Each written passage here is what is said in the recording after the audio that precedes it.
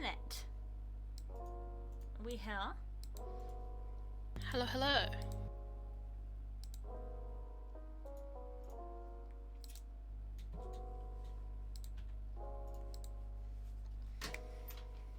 Hello, hello, hello. I need to open the chat. Yep, need to have chat up. Twitch, moderator, blue. There we go. We're only half an hour behind today, which is pretty good for us. Let's be real. Yeah. That's true, yeah. Yeah, it's pretty good. It could have been worse Oh, because we were nearly on time. I was nearly ready. It was sort of like 25 past, and I was like, okay, I've eaten dinner. And I tried to sit up early. I tried to sit up early, and then at past came, and I was like, Carlos isn't even online. What's going on? I was unconscious. I was very asleep, which means I've had 2 naps today, which I don't take naps, so that's the thing. I've just seen the little X that you drew for stream. Oh my god, that's so cute. I didn't draw it for stream. It's just it's just the picture X with the stream time. It's just the picture that I've been working on for like 3 weeks now. 4 weeks? I don't know. I mean, all takes time. It does if you're me. I think it does for many people. Yeah. Thank you for hosting, Frog. Mwah. And I have an average art turnaround of maybe 1 good picture a year. Maybe. We're working on it, damn it. Maybe. Right. We didn't even catch up before the stream started. No, we didn't. We didn't. We jumped straight into it. Normally, honestly, the real reason we're normally late is because we like to catch up and chat a bit before we start. We talk too much, yeah. Yeah. But yeah, I'm alright. Yeah. I said I had got like a bit of a nasally cold, which is just like ugh. And before anyone says anything, had a test, came back negative. She's okay.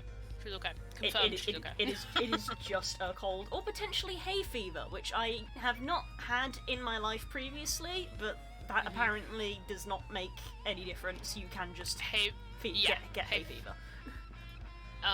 Hay fever's not me on my ass this year.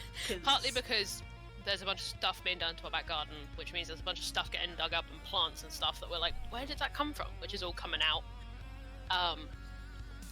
Where it was buried. So part of it was that, but when I was younger I didn't get hay fever at all. My brother got hay fever really, really bad. And as he's gotten older, he's grown out of it and I've grown into it. So I've been sniffling. If you hear some sniffles, that's... If it can be something to do with families, my dad suffers from terrible hay fever and has done basically all my entire life. I've always known him to have it. And I remember when I was young actually thinking it was so weird that my dad got it so heavily and I didn't get it at all. You didn't get it at all. It might have just been time. Maybe, because, yeah, I mean, it was... Go get our purities, I bought a box today. I mean, it was snowing last week, but obviously in general we've actually had pretty decent weather, so yes, there are lots of things blooming around here, so it could be that I have developed hay fever. So, yeah, it's very... Ooh, here in the sinuses. Yeah. So, who knows? Obviously, it tends to get worse in the evening, such as last night where I stayed up far too late because I wanted to get mounts. Did you stay up? I went to bed before you did. I tried to, and I couldn't. I literally pushed myself to the. I was literally at the point where I was like, if I do one more dungeon, I could get another mount, but I was like, I'm going to die. I am straight up going to die. If I click Q and go into another dungeon, I may pass out at my desk, and then Spook has to deal with the corpse. So I was literally just like, with Wondrous Palace one more fucking time. I was literally just like, nah. I was like, go to vendor, just spend whatever leftovers I have on like a pet and whatever, and I was like, log out, and I fell asleep the moment I was horizontal. Oh god, yeah. I pushed myself way too much last night, which I may well feel tonight, so if it gets to like 10, half 10 and I start flagging, it may be a short stream. Yeah. Me and Blue's bad decisions are catching up to us. Oh. god. I mean, on the plus side, it was like the first night in a while that I haven't woken up halfway through, probably because I was so Hey, goddamn tired. Shattered, yeah. There's a plus, there's a plus. If you can call it a plus. So both of our sleep schedules are apparently going great. Yeah. To be fair, I went to bed later than I intended. Early for me, but later than I intended because I had to be up early. So it's also that. It's the fact that I've cut out coffee and because I had to be up early today. bad combo. Bad combination. Yeah. And I'm sure it will be every day this week because I have to be up early almost every day this week. Yeah. So I'm sure I will go to bed too late. I need to win myself back onto decent sleep schedules because I might actually be going back to work. Woo! Hey! So this is a global announcement to all my friends watching of me trying not to stay up, fancy. trying not to stay up too late so that I can go to bed and wake up at decent times. Though for me not staying up too late is like 11. Yeah. Because that's how late I used to stay up. Yeah. I'm a menace. Need to be stopped. Yeah.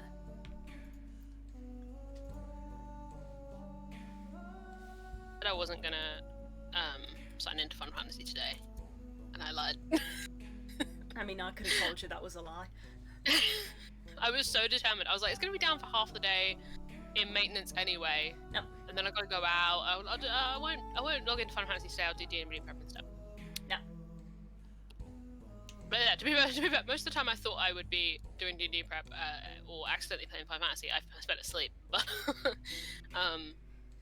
no, I did end up logging in for a little bit with Naren. I got to just listen while Naren did the story. Oh. He was so mad when it ended. He's like, they can't leave it there. They can't. Queen cannot do this to me. I'm gonna fight them.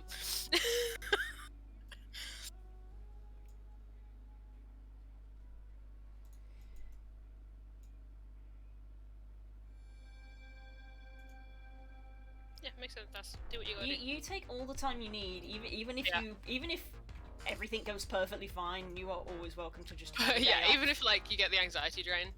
That's just like, Yeah, oh, even if it's like nothing bad happened, but I am shattered. Just say so, and Yeah. we're good. God knows you guys would bully me about it, so just take the time. Okay, I'm gonna do my escape rope warm up again, but I'm gonna do. I guess you would call it D&D prep. Hey. Hello, Krauser. There he is. I read your escape rules on Instagram. I love that first one that you said was like your favourite. That one was my favourite. Loneliness Surprise is really good. I've been saying in the group chat that I'm in for escape rule this year. My poetry this year has either been like really sad or really like syrupy, sentimental, sweet. And that one falls like just a little on the sweeter side, but it's still definitely on that spectrum, and I really love it for that. I really liked it. Yeah, I think about 3 of you messaged me about that poem, and I really appreciate it. But you put it on your Like, why do I story. have You so should make many? it. You should make it as an actual Instagram post. Well, yeah, because people liked it, I will post it properly. Yeah. Thank you. Yes. I won't go into my Instagram adventures on stream, but obviously, Curls, I messaged you about my Instagram adventures today, so whee! Yeah. It's good. Sorry, try it. Oh, I need to put my phone in. My phone's about to die. That's what I get for falling asleep watching Twitch. I love my friends so much. Friends good. Friends good.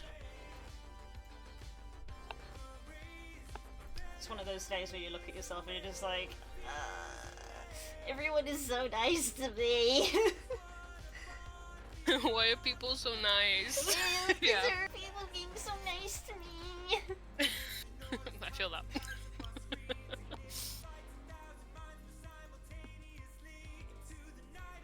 What am I gonna listen to? I'm in a same 3 songs kind of space at the moment, so I need to put something else on. Oh no, wait, just go with it, right? Don't resist. Yeah, that's what we've learned. Just go with it. Just go with it. Your brain wants to listen to Zombie by Orla Gartland 85,000 times. Just do it. Unless you are restricted by copyright, like I am. Yep. You've been forcibly stopped by God.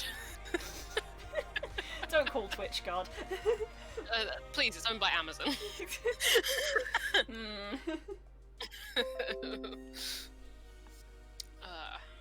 Coming for your ankles. Always coming for my damn angles. Angles? Angles?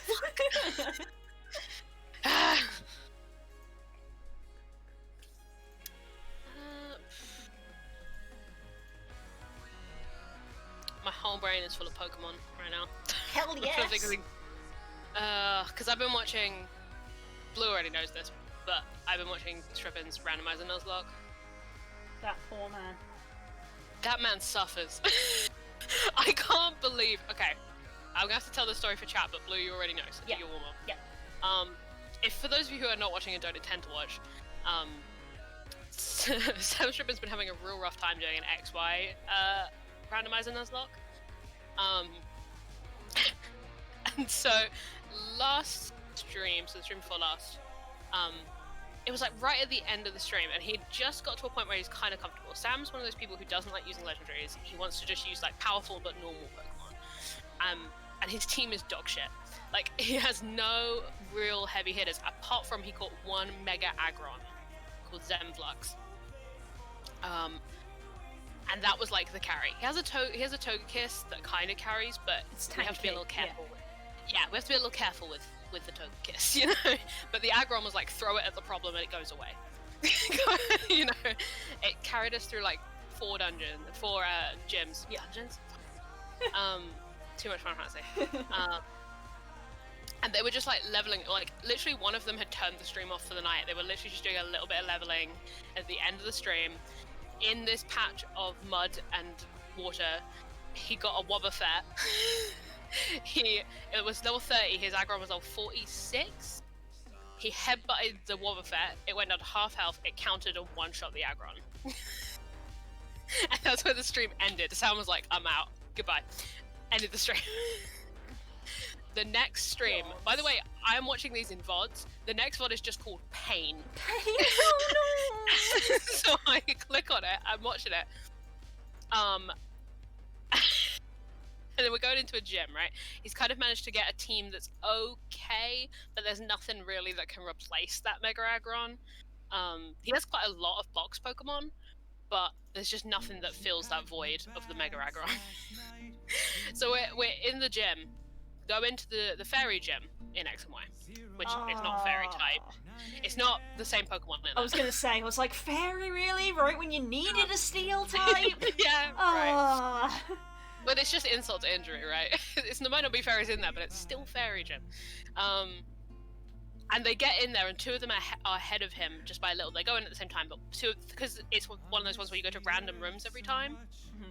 So they go ahead of him, and they go, Sam, there's a Wobbuffet in here. There's a Wobbuffet. And everyone's like, Sam just is like, oh hell no, no. What fucking room? I'm getting out of here. Like, I'm not doing that again. And they're like, okay, it's fine. It literally just uses Safeguard, and then you can just kill it. Just be ready for it to show up. So they tell him what room it's in. He literally hides behind the sofa in a room so that the trainer doesn't get eyeline and saves it, and is like, okay. Puts his Pyroar first. And the Pyroar is the only other Pokemon that's like really good. But like, for whatever reason, he's managed to like give it enough TMs to where it's really good. And it's also just been around for a long time. Even though it's kind of situational, it's just been around forever. And he's like, okay, goes into the fight, battle orders the Wobbuffet. The Wobbuffet immediately counters and one-shots the Pyro. And I've sent Blue the clip, but he freezes. He has to, every time a Pokemon dies, they have a big gong sound that sounds for every other player that's playing. So he has to like full body freeze with his hand over his mouth, press the gong, takes his headphones off, and walks away to the sound of people going, no, no, in the headset behind him. God. There's like 10 minutes of just the other players, just Alex, Brett, and Kraken, just going, what are the fucking on?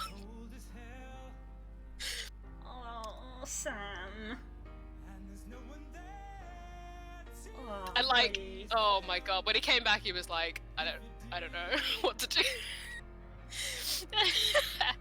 I can't remember. There's now a meme in the streams that the Wobber family is out to get people because someone did fan art of a Wobbuffet and like a mafia thing shooting the Aggron. So now it's the Wobber family are out to get us. But I've heard rumors that he also loses his Flygon this stream. Ooh. And if that's true, that's a downward spiral. Yeah. I don't like. He's got his. He nearly lost the Togekiss. Yeah, I was gonna say he's got his Togekiss, but honestly, you know, in a Nuzlocke, this is going into downward spiral territory. Yeah. Yeah. It's like, what else is even on his team?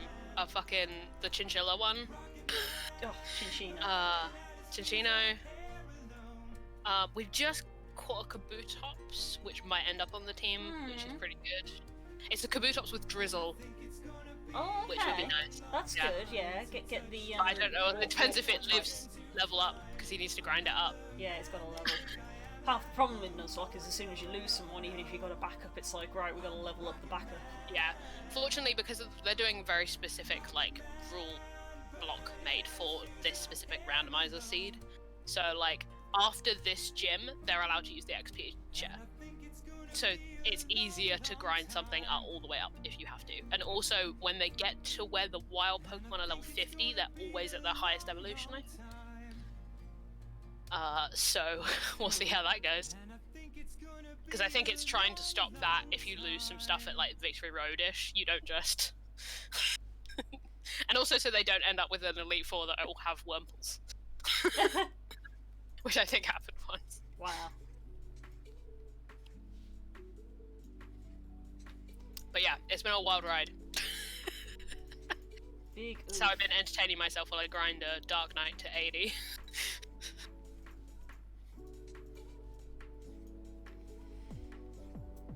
See, the event's over now, so I can't get distracted from doing other things.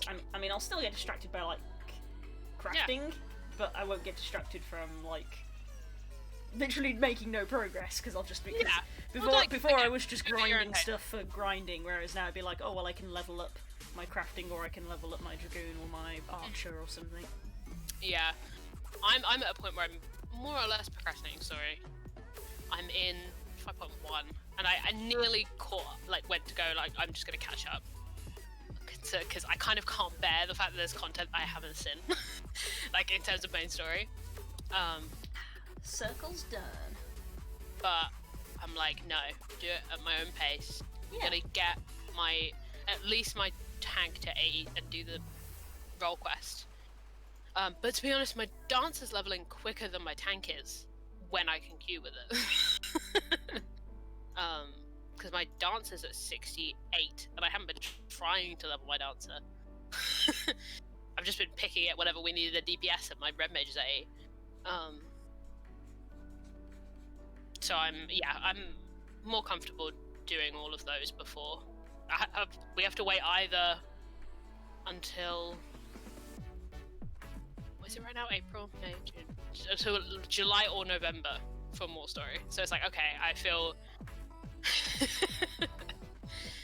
I feel less bad about having to like slow down, because if I hit that point and then I have to wait with everyone else, I'm gonna go insane. And this way I get the extra scenes for people who've done the role quests. Which, as a lore goblin, I want. I want the lore. This is a rough one. Where's my escape rule group chat? What have they done? What have my escape rule group chat done? Because this one's weird. It's a weird prompt.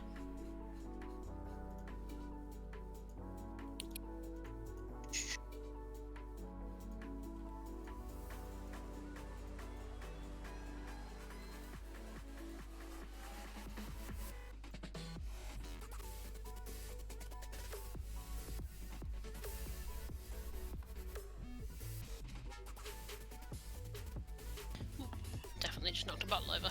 There's too many cables.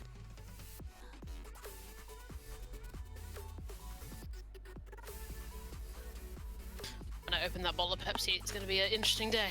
Oh no, do it over a It's either going to be completely fine or it will be a nightmare.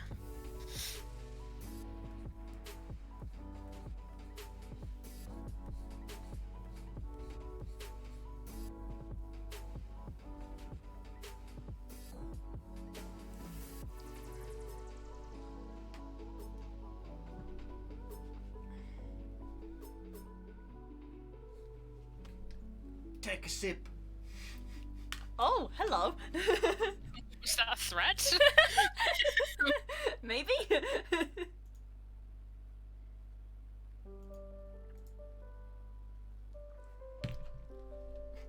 What fourth wall?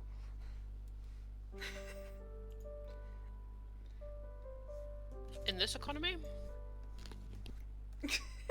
Don't have enough money for a fourth wall. Paying tribute to the theatre roots of that joke.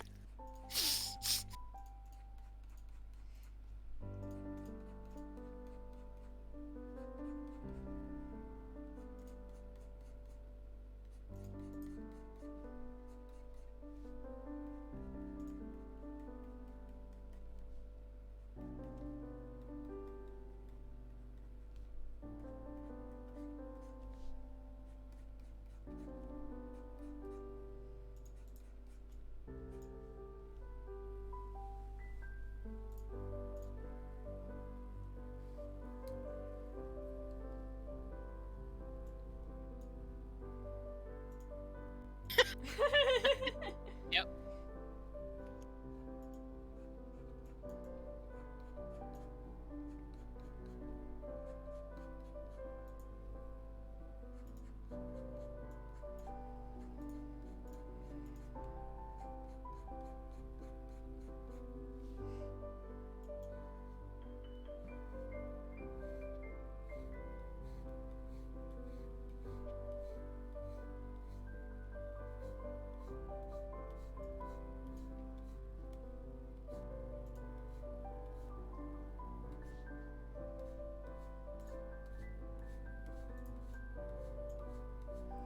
When I loaded up Twitch to set the stream up, the first thing I saw on the front page was Jesse playing the patch, and I was like, oh, I'm sure he's having fun. I want to be where the people are. I was like, oh, I gotta resist, because that's gonna be spoilers. Oh my god, like, unbelievable spoiler. I am so used to watching Jesse's Final Fantasy content the minute he's done streaming it. Or often while he's streaming it.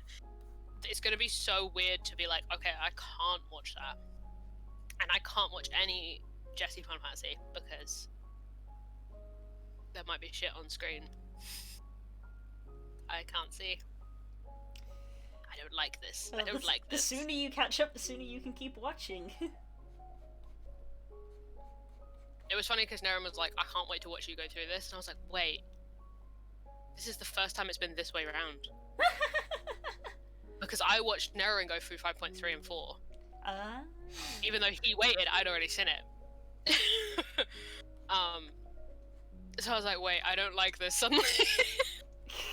A taste of my own medicine, I don't like it. I know how we deal with everything. Yeah. How do you put up with me, honestly? Feeding off your emotions like that. We love you very much, but also we're very alike in personality. Yes, of course. So I know it comes from a place of endearment. Yes.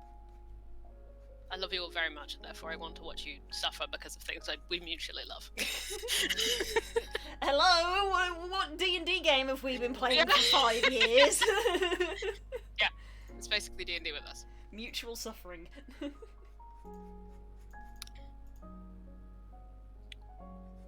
You are a very palatable person, thank you. I need to replay that sound clip from earlier of just, oh, people are so nice to me. Yeah, I don't like it. Hello, I'm here to cause the suffer TM. I love how Twitch has formatted that as a website. Suffer.tm. It's a Pokemon TM.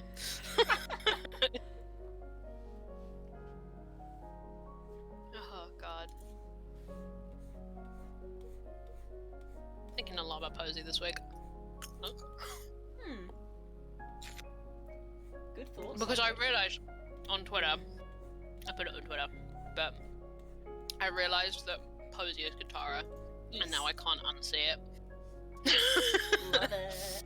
I can't stop thinking. I was like, of course she is. Of course she is. Because Katara was so important to me growing up as a character. So, like, it makes sense that that character influenced me, and I've made a character that's basically just Katara. Especially season 3 Katara. Mm-hmm. Season 3 Katara's got a little more of that edge that Posey has. Yeah. Because she's been through a lot, Yeah. Katara, at that point. So is Posey. It's been, quite sobering. Yeah. But yeah, I was thinking about the bloodbending scene with the moon in the back. I saw. That whole episode is basically the foundation of my personality. But yeah, I think everybody. I was like, oh yeah, you can only remembers that bloodbend under the full moon in Avatar. Mm-hmm. Shit. Because water is tied I've to made- the moon. I've made bloodbender Katara as a D&D OC. Water is tied to the moon. Yeah. And you can learn to control the water in people's blood, which is metal as fuck for a kids' TV show. Yeah. Avatar did not come into play. Which is why I want to watch Dragon Prince, because it's by the same people. Like, And they also didn't come to play. yeah, I feel like it has a similar vibe, even though I've only seen the first two. Yeah. I feel like it has a similar vibe in terms of its writing, even though I've only seen the first 2 seasons, in that it's a lot lighter at the start, and it feels like it gets darker and more serious as the It gets seasons dark, yeah. seasons progress. Yeah.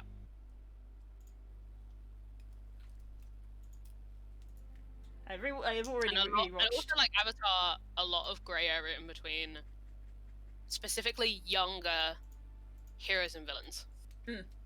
If they're younger people, that area is kind of a little fluctuates a lot. I mean, look at Claudia in Dragon Prince. Yeah, that's who I was vaguely alluding to. Yeah. Yeah.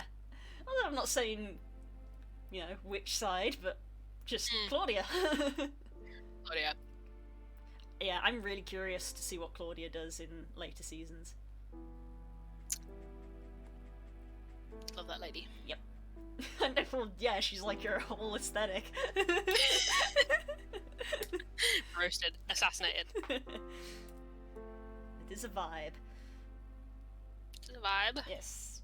So yeah, I binge rewatched all of season 1 and season 2 again, so it's fresh in my memory. Mhm. So it's good shit. Made me want season 3.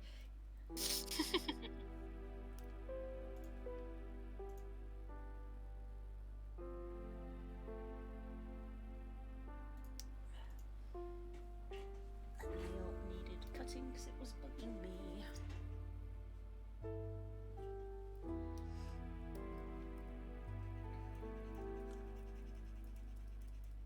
To be honest, all the like cartoons / anime, depending on how you categorize Yu-Gi-Oh, that I like are all lighthearted in the beginning and get dark. Can I put forward Gravity Falls for your appraisal? Because that is also very, very good. Yeah. There's a bunch of stuff I should watch. I won't, but I should. I want to watch The Owl House. I don't know a lot about it, but I'm just very curious. Wait, is that based on the book? I don't know. Wait, is that am I thinking? I just know Wait, I that- think I'm getting that thing mixed up. Yeah. Owl House is the animated series. What's the fucking book that I'm thinking of? I know of The Owl House, but I haven't actually watched it. Yeah, I've just looked at it. I've recognised the thing. I've already taken this book. inspiration from one of the characters in it, and I haven't even watched it, so I don't actually know how that character behaves. I was just You're like, just that's the aesthetic. I was just like, oh, aesthetically, I love all of this. This is gonna bother me. What fucking book was that? I don't know what book you're referring to. There's a book. It's called The Owl Something. It's based on Welsh mythology. And I read it like 2 years ago. It's really good. I can't help. Is it the Owl Tree? Am I thinking of... No, it's not the Owl Tree. Oh my god, this is gonna... Oh, the Owl Service is who what I'm thinking of. The Owl Service, by Alan Garner.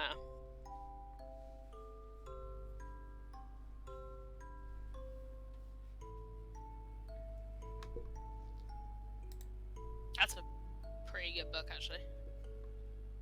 It also has a very good cover sometimes, depending on which edition you get.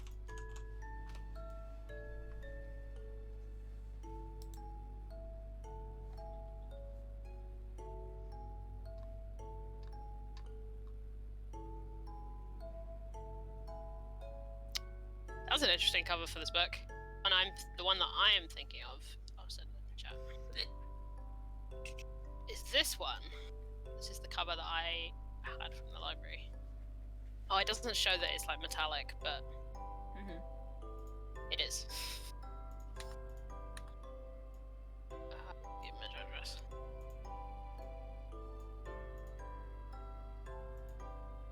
Very strange book. Very good. Very good though.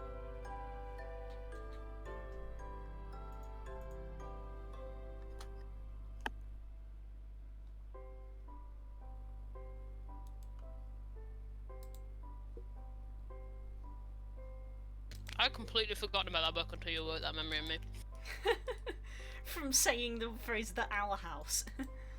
Well, yeah, because Fair my enough. brain, same one. Fair enough. Yeah, I only read that like 2 years ago. Yeah, I read it for uni.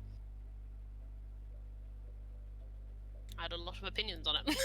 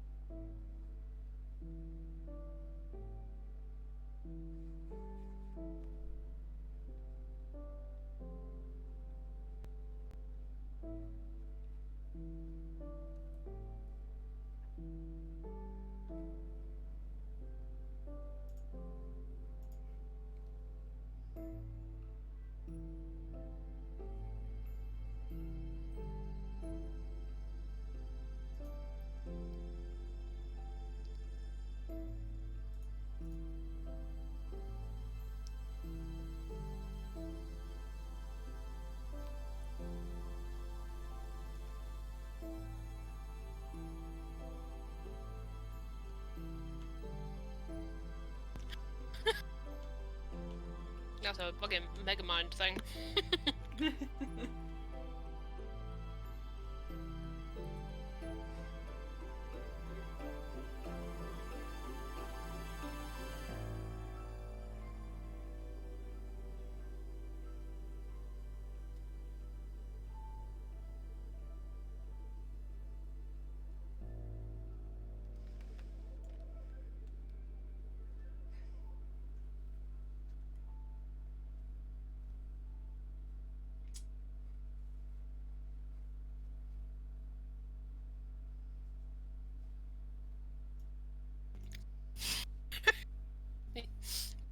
Very fair.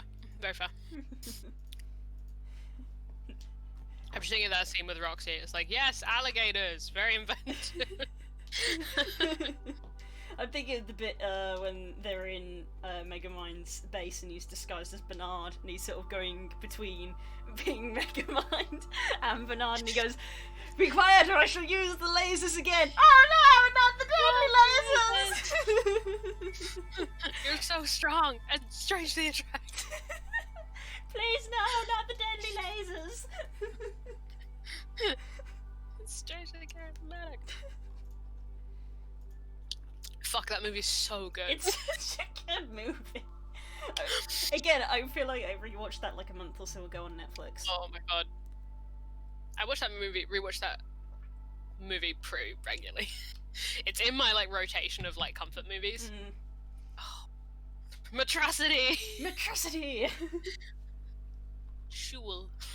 My old Shul house. And the spider.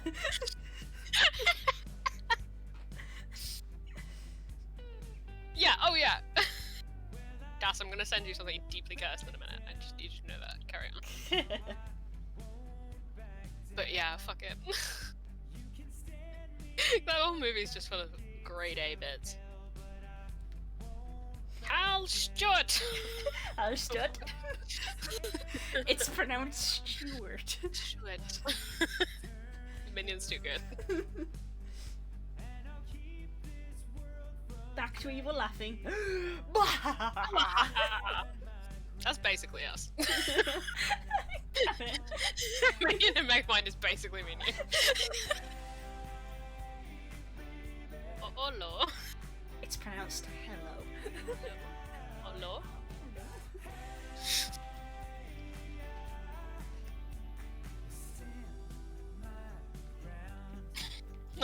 I'm gonna be sat here giggling about Megamind. No, same. Just sitting there quietly and going, Gonna "That's really funny." I'm gonna be quoting it. Yeah. I think I found Anyone his in chat? secret No. lair. How did she find my secret lair?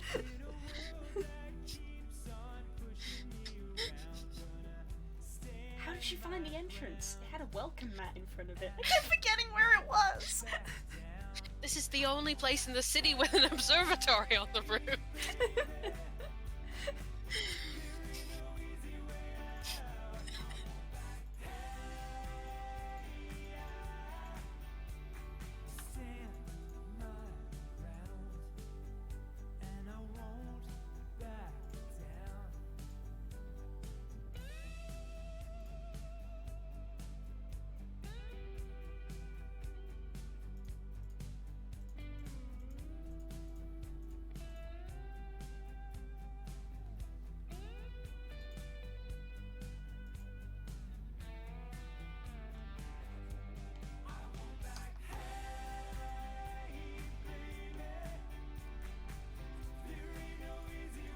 Oh my god, he's not used to positive feedback. That is a good goof. I forgot about that one. Oh yeah. Stay back, you savage!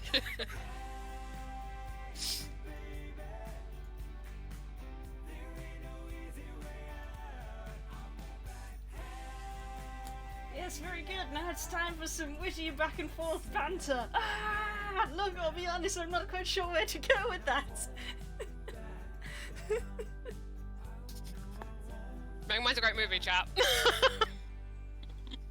Why are you watching us when you could be watching Megamind?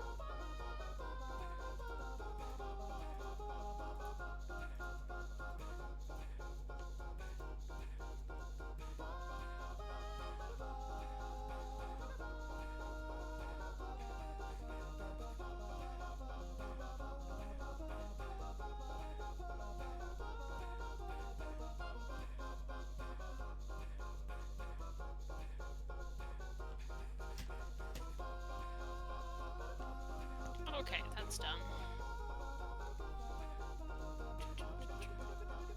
Time for something completely different. Where is paper? Where's paper?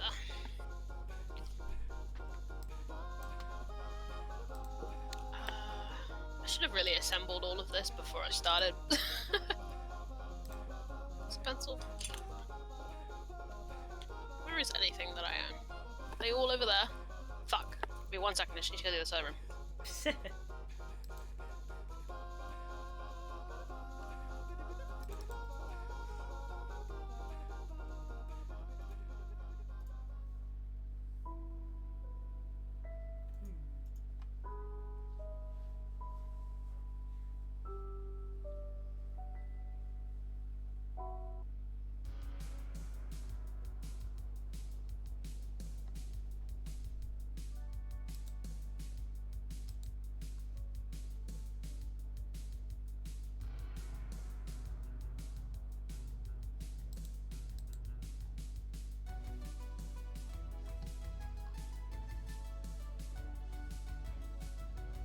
Okay, I have the components.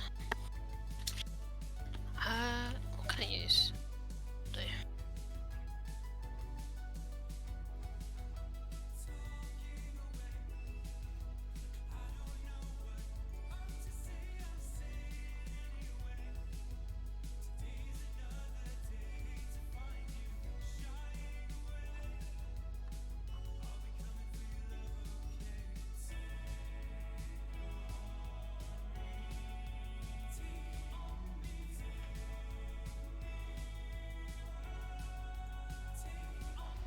Wow, okay.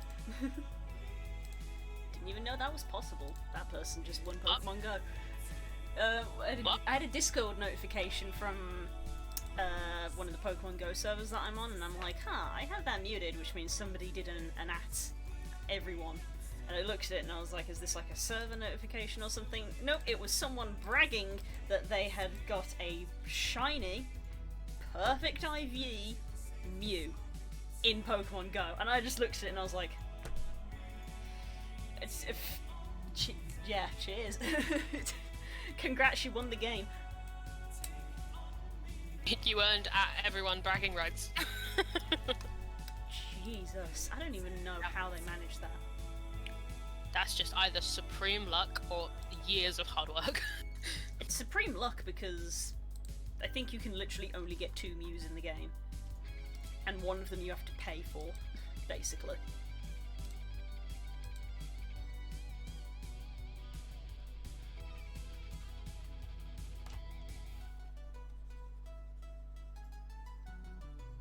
It's time for today's episode of Which D&D book is this in? What are you looking for? Can't tell you. Oh, fair enough. Otherwise this wouldn't be a problem. Very, very good. Have a good day. Yeah, I guess you'd say I'm doing design today. Oh. I have an idea for a thing, and I really want to make it work. But that means I need to sit down and like logically think it out, and do some drawing and piecing it together. If I pull it off, it'll be sick. Watch me work it all out, and then you guys don't interrupt with it. Rip. Well,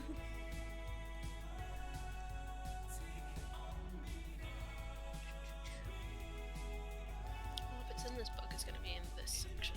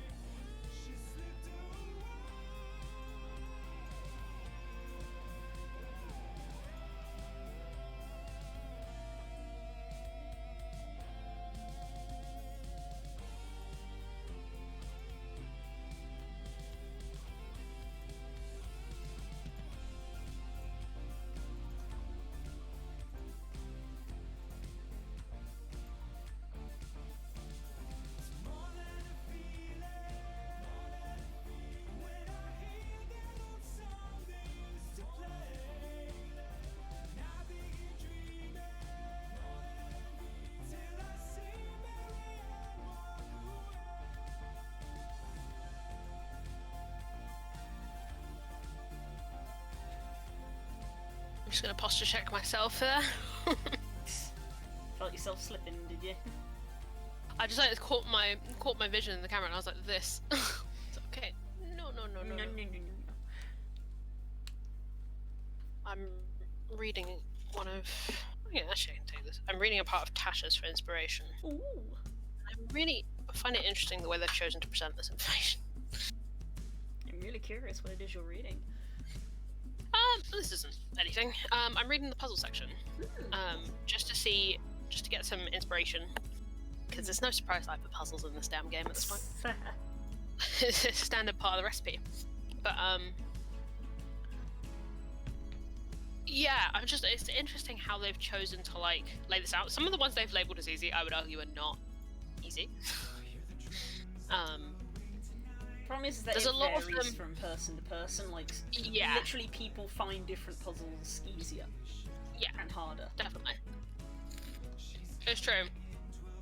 I tend to find one where you need to make. So, like, one where all the pieces are in front of you and you just have to combine them in a way. To me, that's easy. When it gets tricky, I tend to find is when you need to translate anything you're perceiving into something else. So, like, there's one in here which is to do with, like, there are all these different items, and then they correspond, the first letter of the item corresponds to a number, and then that number, like, as in alphabetically. And then Already that's sounding more complicated. Yeah, it's an easy one, but I'm like, no, because you've had to translate. You're not just combining things in an order. You've had to, like, come up with a way to retranslate that information. And to me, that's when stuff gets tricky, and also when people get confused. Yeah. Basically, it's the extra steps thing, isn't it? That just sounds like blank and blank with extra steps. It's like if you add in the extra step, if you've got to translate it, that's another step where an error can occur. Yeah. And it's not like one you are doing, like, it's one thing to have a puzzle that's got multiple sections, so you have to combine it this way and then this way and then this way. It's one thing to then it's another thing to have to do that, but without using the context of just what you're seeing.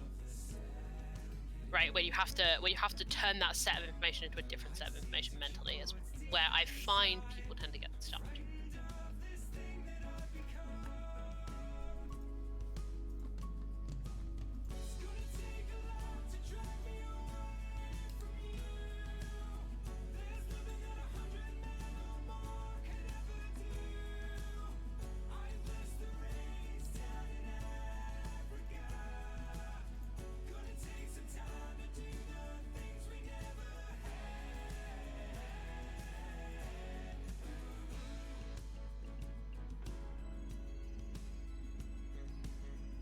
I should say as well, sometimes that's fine. Sometimes you want your players to get stumped on a puzzle for a while. Yeah. And there's a lot of stuff in here about giving hints, clues. There's a whole, for every puzzle that they give in this book, they give you like 5 or 6 different ways to put clues in. And sometimes you want to put a puzzle in front of a party for basically an entire session and go solve that. That's okay. But yeah, it's interesting. Because I try and make my own puzzles where possible, and I'm not always very good at it, but it's interesting to see how they've thought to do it. I can only really think of one instance where I put a puzzle that I'd made in a game, and I barely would even consider it a puzzle. It was more of a find the item. The puzzle was finding the item. It's like, here are 3 things. There is a 4th one that is apparently missing. Find the 4th. And, like, the puzzle was trying to find it. I didn't really... Puzzle. Yeah. Which, I think, if anything, speaks of my childhood of playing point-and-click adventures. Yeah. Oh my god, I could play a point-and-click game right now. Play some more Rusty Lake. Yeah, I've done some puzzles. Again, this isn't news to you, but I've done like what 3 decent puzzle dungeons. or dungeons that contain puzzles. Because the first one, definitely, my first session ever, Yes. there was a riddles puzzle in that I made myself and took so long. I think that was the main one in that one. And then I had the reflections, which were a weird, me trying to blend combat and puzzles, which was interesting. It was interesting because it was a blend of puzzle combat but also backstory. Like the puzzle was your backstory. In solving the puzzle, you revealed a part of your backstory, which was a fantastic way to do it. Absolutely stellar. Yeah, I learned a lot making the Cave of Reflection. Learned a lot in that dungeon as a DM, making stuff like that. But it's still, I think, pretty good. Yeah, that was pretty stellar. And then the last one I did was Under the Tree. It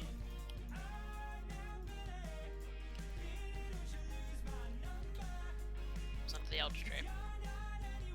Elder Tree, I feel like worked. Had the right number of moving parts, I think. Because at a certain point, you guys got to the point where the dungeon was mostly safe, and you were just trying to work out the puzzle, which I think helped. And it was a lot of like, we try this. And that was really funny. So this thing is that I find it both good and both bad when a puzzle just evolves into use A on B, see if it works. Because at the start it's fun where you're trying things out, and then once you get past sort of like 3 or 4 tries, it's like we're just going through everything now. Yeah, it's finding that line. And definitely, like, what I've noticed as a DM is it's finding that line where things are challenging and difficult, but there's no, I don't know what to do at all. I don't have any framework for how this should function.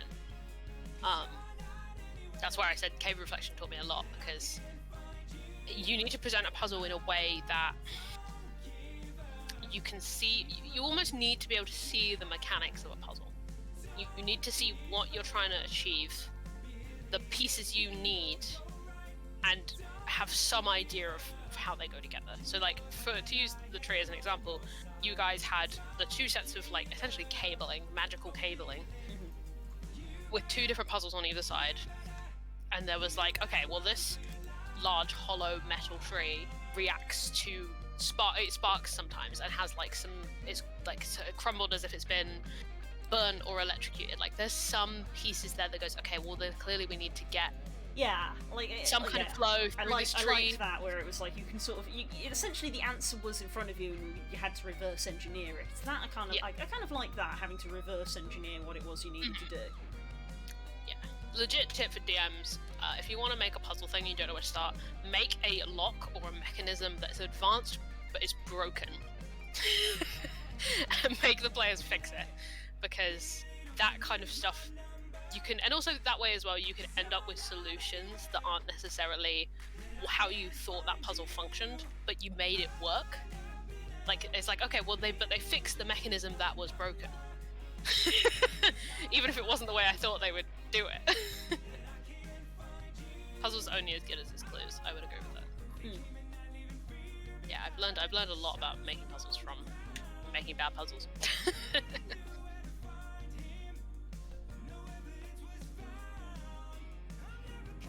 But yeah, it's always tricky, but it's rewarding when you get it right. Because I love watching all the cogs going in your brains, and the out of character talking and debating, and moments where Frog solves the puzzle by accident.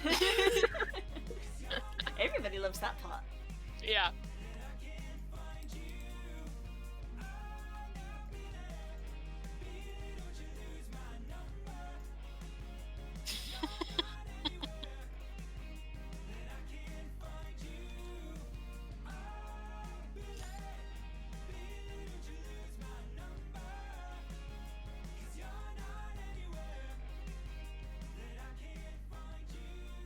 Yeah, I love puzzle dungeons because I play enough ARGs. Yeah, finding a challenge that's a challenge for you, Frog, but also is a challenge for everyone else is really difficult.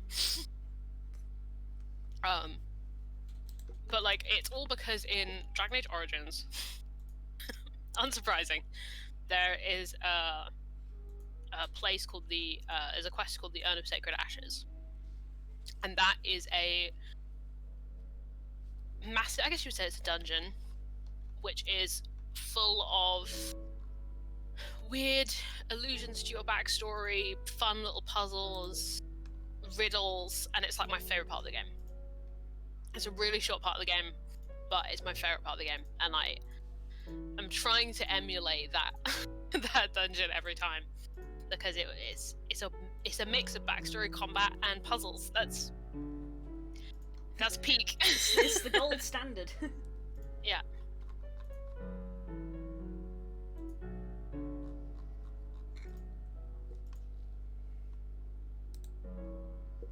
I used to have all those riddles memorized, and when I used to go into registration at school, my teacher used to let me put one up on the board, and like all of registration people would just be arguing about the answer to this riddle. And it was just the ones from that dungeon in Dragon Age. Oh my god, that was a thing that I did. I really was this kid, wasn't I? Because I reached a point where at the ones from Origins, so I just started looking for others. Just a thing, I just had this little notebook that just had riddles in it, and because our school did this thing with registration where they had people from every single year group in one registration to try and get you to like mix. Same. It didn't work. It kind of did with my specific group, not with any others. And like it was weird to have like all the groups that were completely sectioned off, all arguing about the same riddle, and then just shooting answers to me at the back of the class, and me being like, nope. This shitty little year 7 kid.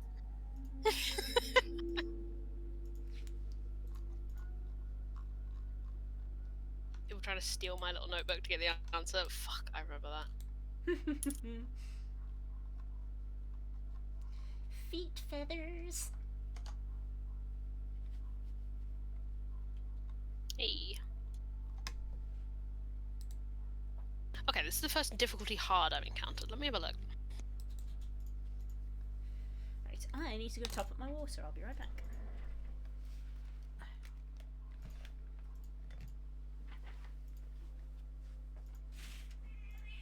Hello.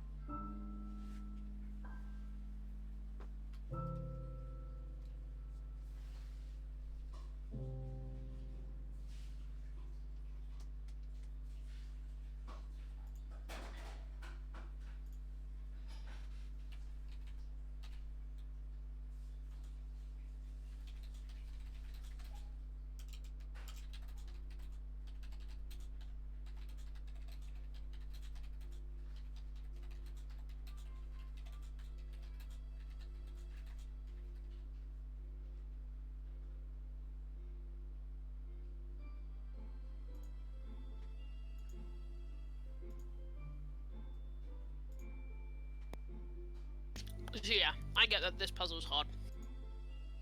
Even I don't know how you get to that solution. And it's also interesting they've kind of categorized a hard puzzle as one that has a time limit. That makes a lot of sense. Like, the minute you introduce any kind of timed mechanic, the difficulty skyrockets. It's also worth noting that there's an encounter as part of this. Like, a fail leads to an encounter. So that might also be something to do with how they've categorized difficulty. Because it's quite a difficult encounter if you fail.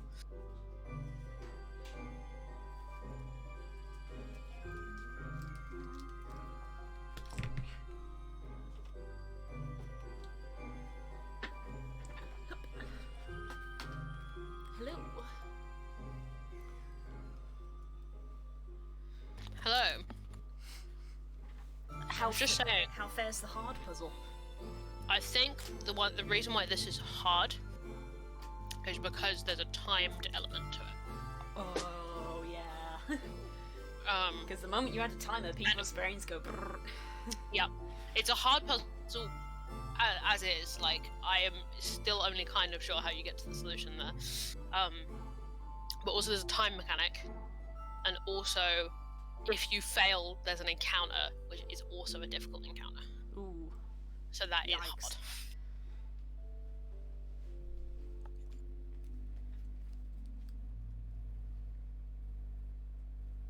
It's a puzzle, though, I can imagine. I can't imagine a situation where a player wouldn't look at that and just brute force it. Oh no. Like, it's like, okay, if you do this and it fails, the thing comes to life and attacks you. But then surely you would just, yeah, it would either lead to a situation where if you fail, you're just stuck, or if it's a case of you kill all the things and then it just opens anyway. I can't see why you wouldn't brute force it. It's so much easier to brute force it than it is to do that puzzle. Yeah.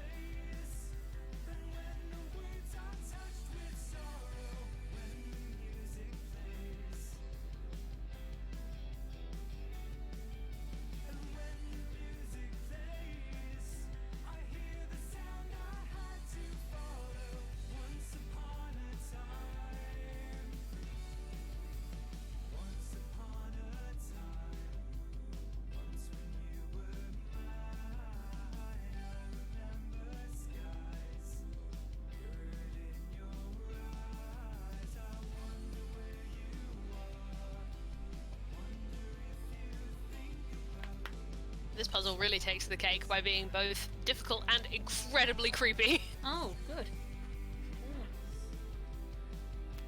horrifying. Okay, great. I might use that.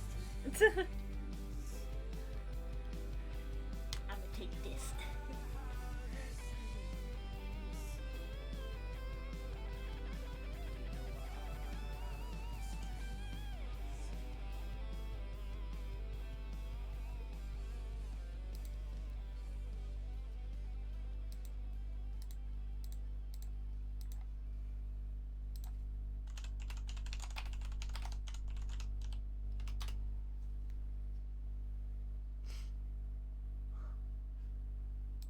Ah, I've just got to where the handouts are. That puzzle makes a lot more sense when I look at it like that.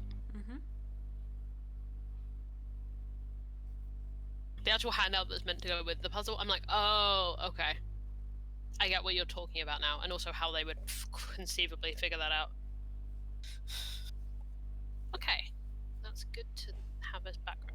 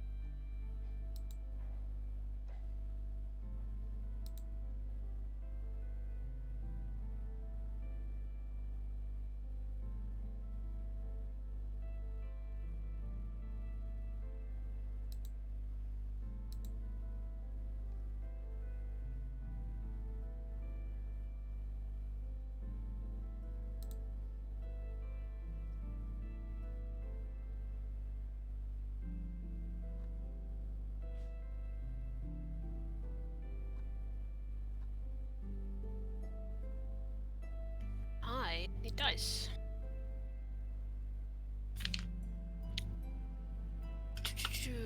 What dice do I need?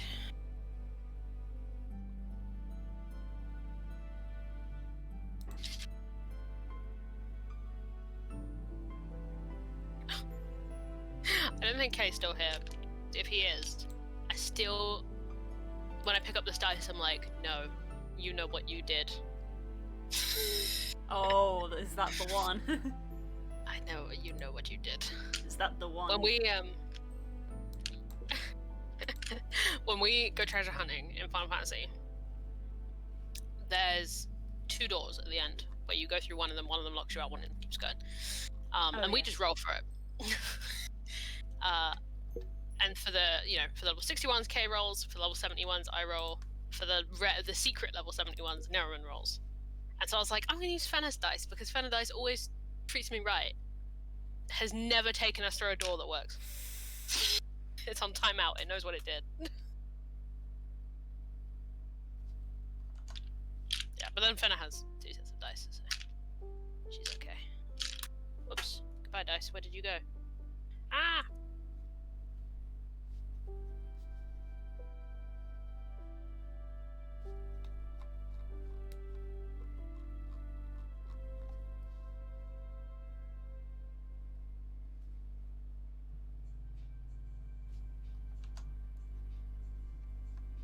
Fuck that dice. There's a very important fact you mentioned there. It's Fenna's dice. Yeah. She knows.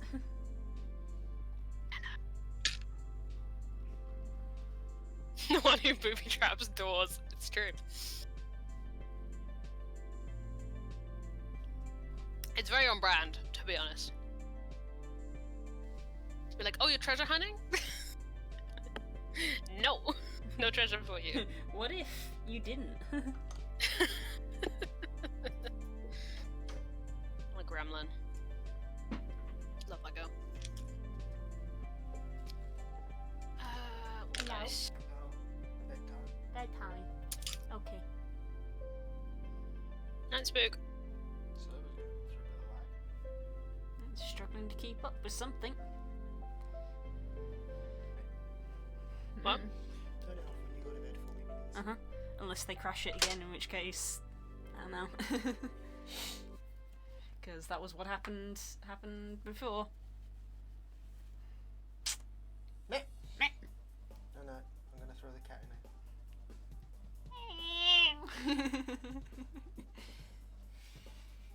That's what she does. I'm gonna wait for the sound.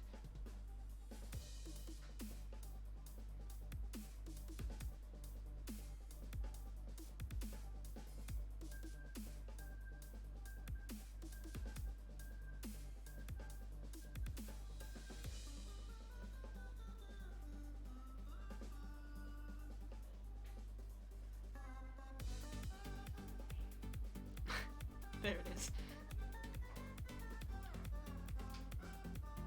Next. The faint. Oh, there she is. Father stole me from my bed. No, that was me. No, why? Ah. Good night, love. Good night, sweetie. Don't I get a kiss? No, Please. no kiss for you. Mwah. Good night. Night, Sadie. Mwah. Oh, she hates you so much. Yes, she does. Yes, she does. But she's a noisy gremlin. What's he doing to you? Don't panic, don't panic, don't panic! We'll put you down, there we go. Oh, there we go. On the lap. Oh, don't want to sit on the lap. There we go. That's right, plonk yourself there.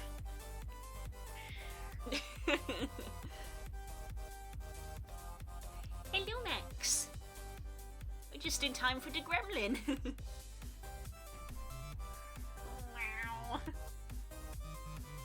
Wow. Here she is, everybody. She's so unhappy.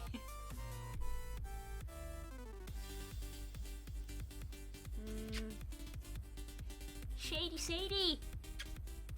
Go on then, go back on the chair. Okay, I'm gonna leave you alone now.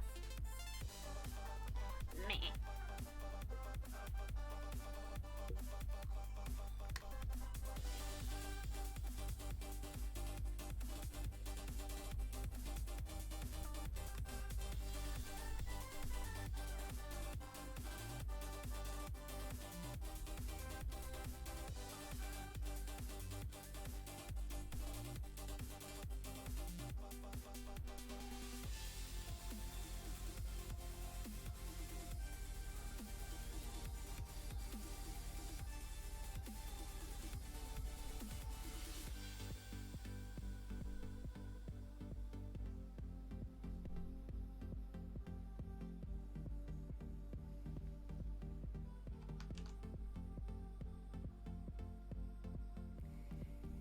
How are you doing this evening, Max?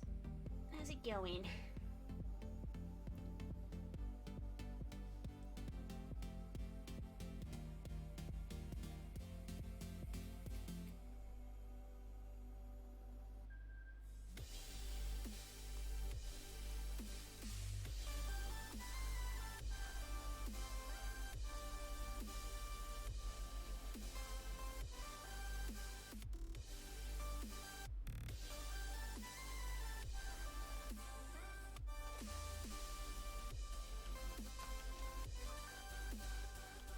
It's a good thing I'm not playing D&D tonight. Why? I've rolled on 3 different D20s. I have rolled only 2s.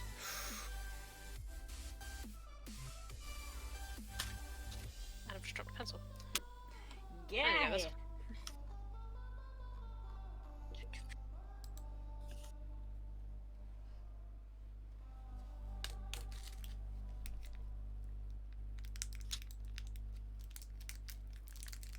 I saw the fox one that you did. I thought that one was really cool.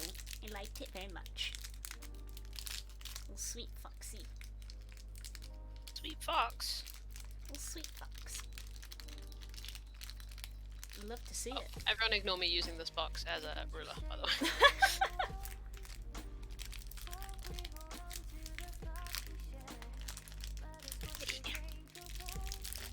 I'll like this one. What? Mwah. You. And I rolled a 14 again. I can only roll numbers sequentially. I have to roll the same one at least twice. At least it's up. It's improving. Oh, that's a 6. Oh, okay.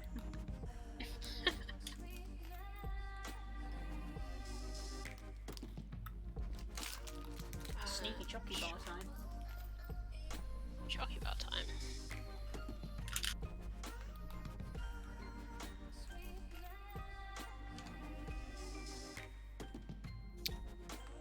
I've never done this before. I'm trying this.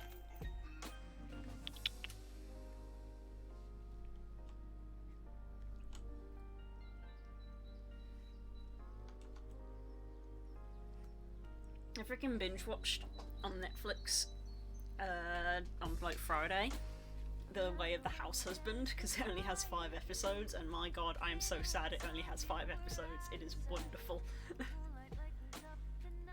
If you're unfamiliar with The Way of the House Husband, it is about a former Japanese yakuza, which is the mafia, who has retired from the yakuza to become a house husband and do all the laundry and all the cooking and stuff. And it's wonderful.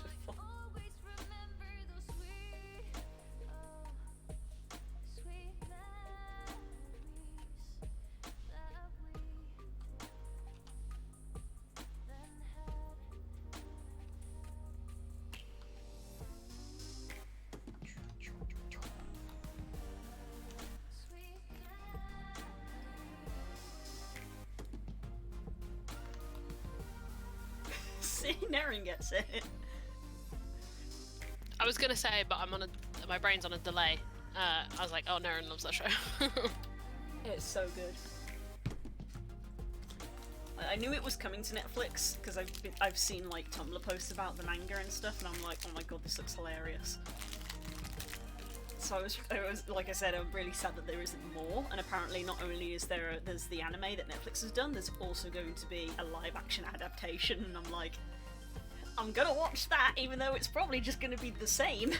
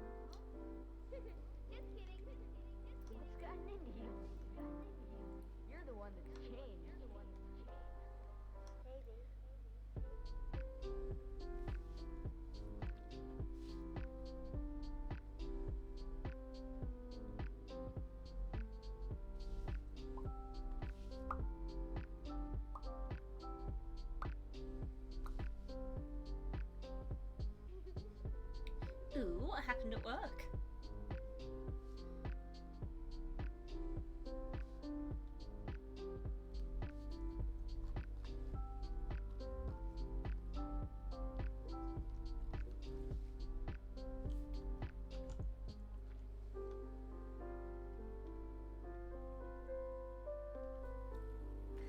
Fucking wrong layer.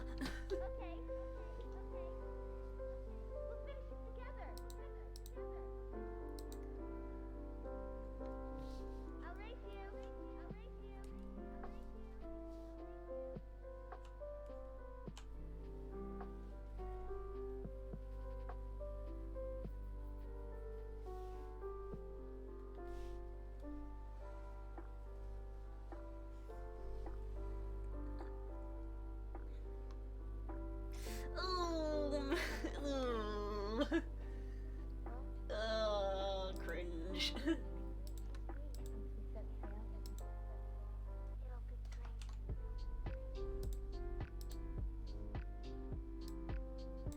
Gross.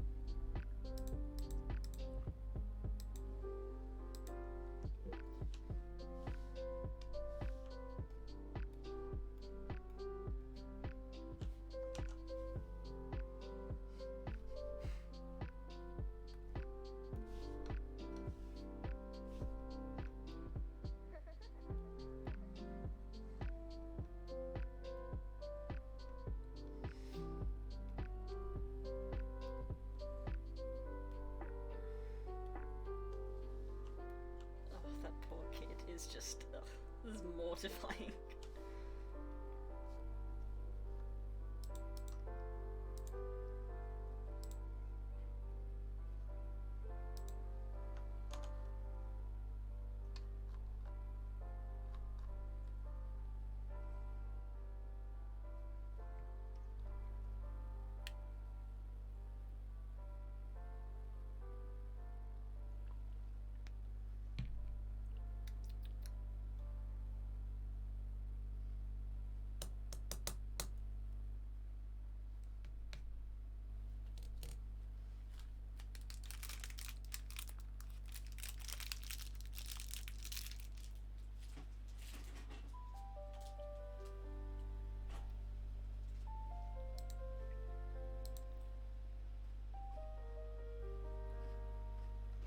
What has just happened?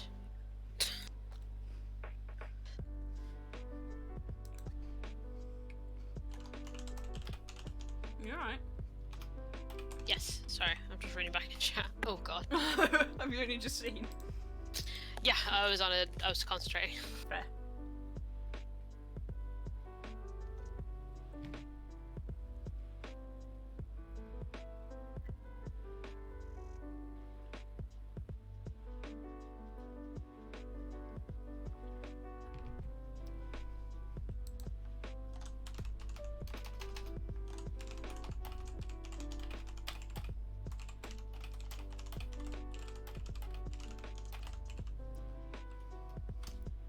This is a fun bit of design I'm doing. Mm-hmm. Can't tell you anything about it, Of but I'm course.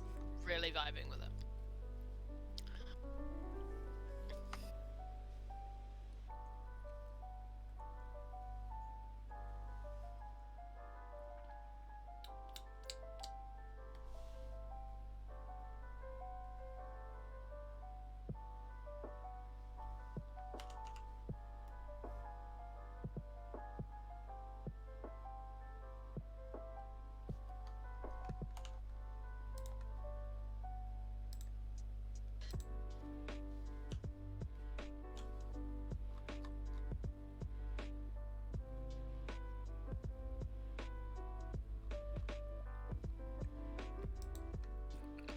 Excuse me, pig.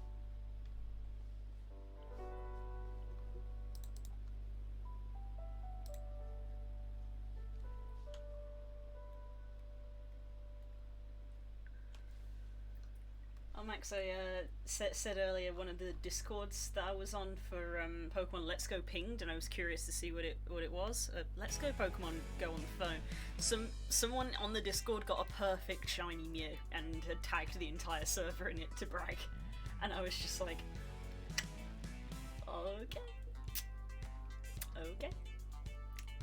I'm very jealous.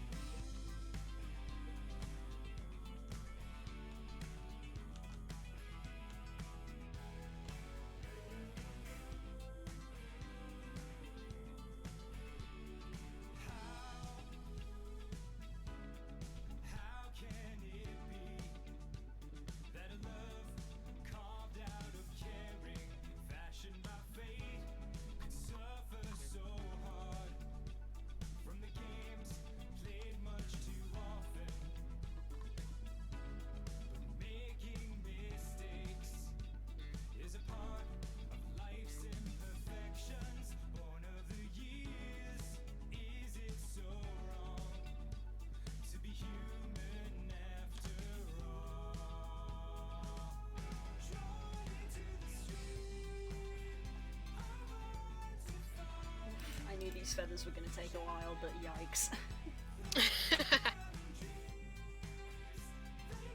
Think on the other side. It's colouring. Blessed colouring. Blessed colouring.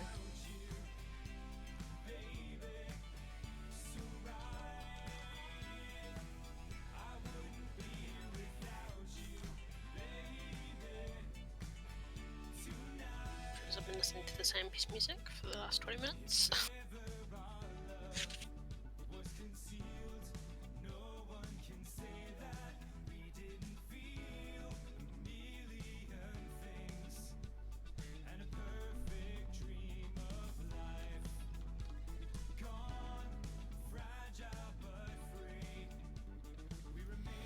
Posture check. Oh. That's very cool. Ouch. I felt that. Agony. Agony. So much greater than yours. Oh, that was both. That was both elbows. Shambles. Shambles.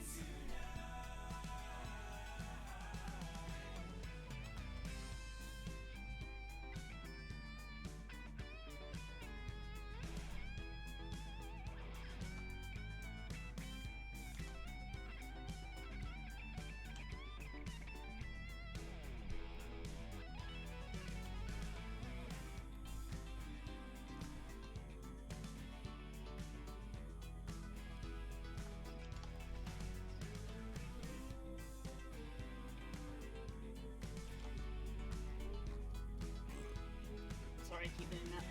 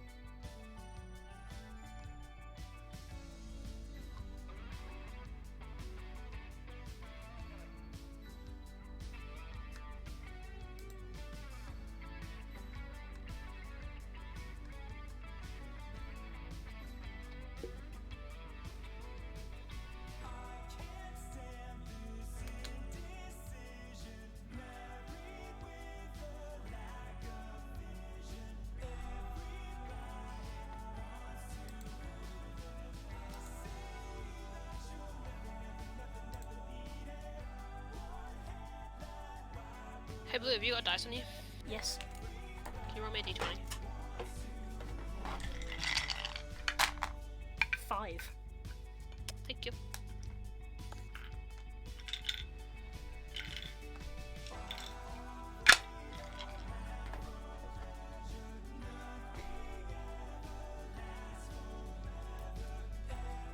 What could it mean? What could it mean? What does it mean? What does it mean?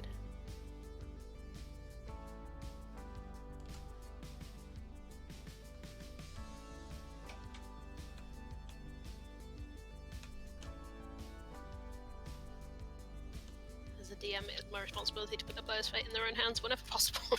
Oh shit.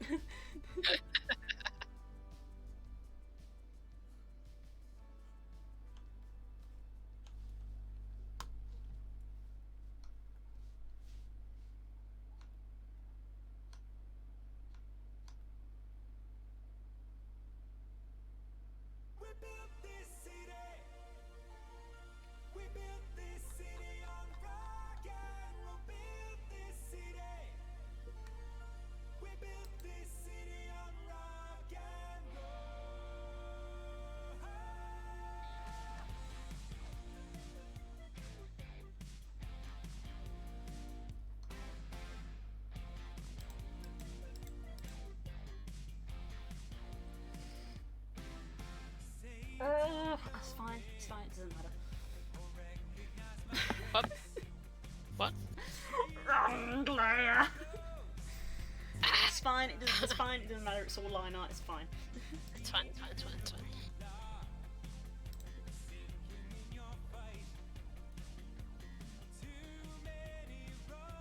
Transferring this into something I'm gonna have to eventually put into Photoshop fills me with dread. Oh no. Maybe I just won't. Maybe I just won't. Maybe I won't do. You know, like a liar.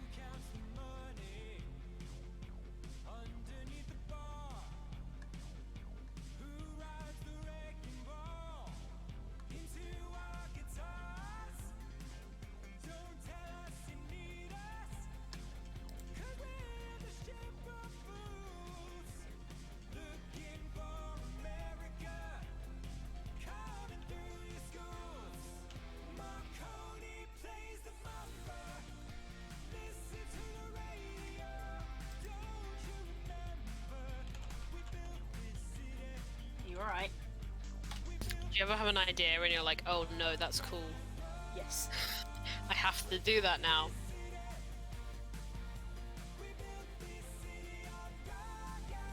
Okay, okay, okay. I can do that. Having an existential crisis of coolness. Yeah. It's more, oh shit, I've got to pull this off now. It's always a battle with me and DMing to do something that's cool but isn't going to confuse me. Like, it's okay, I've got to try and keep it all straight in my head. And I'm notoriously not very good at doing that, especially when I'm DMing. How do you deal with the idea of, like, as players level up, you kind of need to have more enemies in combat because of how 5e is balanced?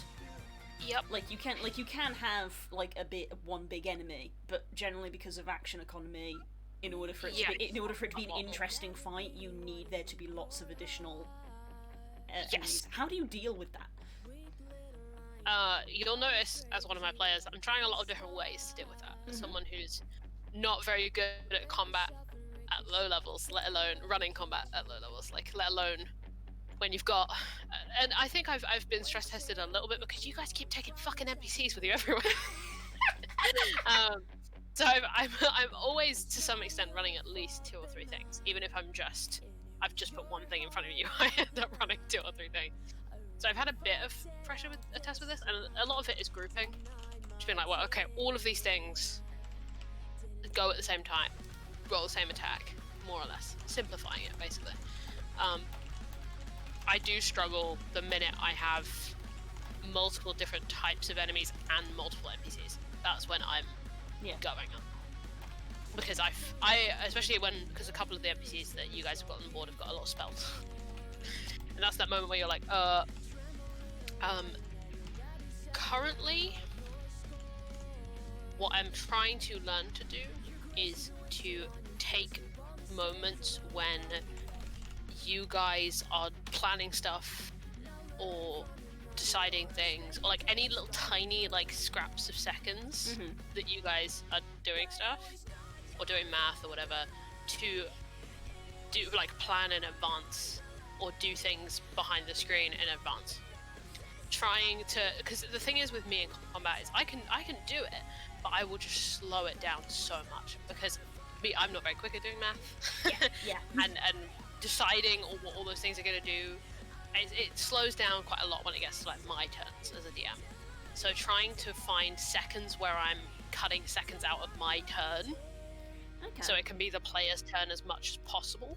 I'm trying to do that. It's tiring. Yeah, because I had a combat on Friday which had only 3 other enemies, and they all had like large health pools, and I felt like half the combat was me doing maths from these enemies' health pools, because my players being like, oh, this does 19 damage and then 9 damage on top of that plus 2, and I was like, right, the calculator subtracts, and I was just conscious of like, it's not even my turn yet and I'm still taking up time just doing maths because I'm bad at maths.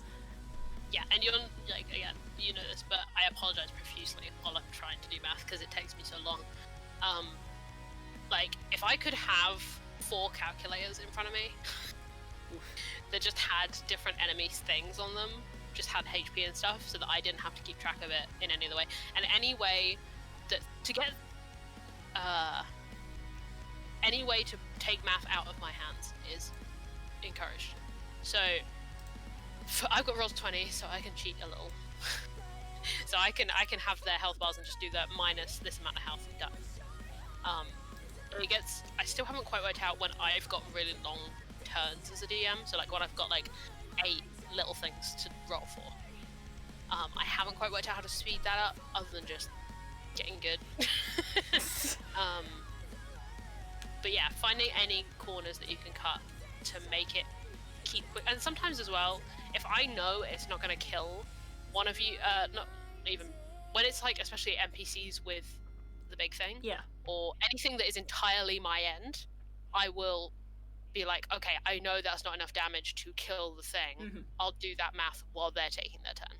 That's fair. So like any way to get it off of me. Because for the most part, I'm kind of lucky because I very rarely have to make actual rulings on what you guys are doing. You kind of tell me what you're doing, and I'm like, oh, okay, that follows that. I can really quickly do a little bit of math. Yeah, because And then you're like, it takes this much damage. I think we as players generally talk ourselves through what we're allowed to do as part of our turn. We're like, oh, I'll use this ability which lets me do this, which does this, and then we just give you the end result. Yes. Which is appreciated from my end. Like, Yeah. anything like that is really helpful. I mean, for me, it helps in my head, because especially when we start to get to higher levels, like, there's so much stuff that I can do. It helps me to actually talk it out loud, which is why, as well, I always have the habit of, like, you know, oh, is that the end of your turn? And I'm like, action, bonus action, movement, yes, I'm done. Just tick it off. Yeah, mentally, I've got to do the same thing.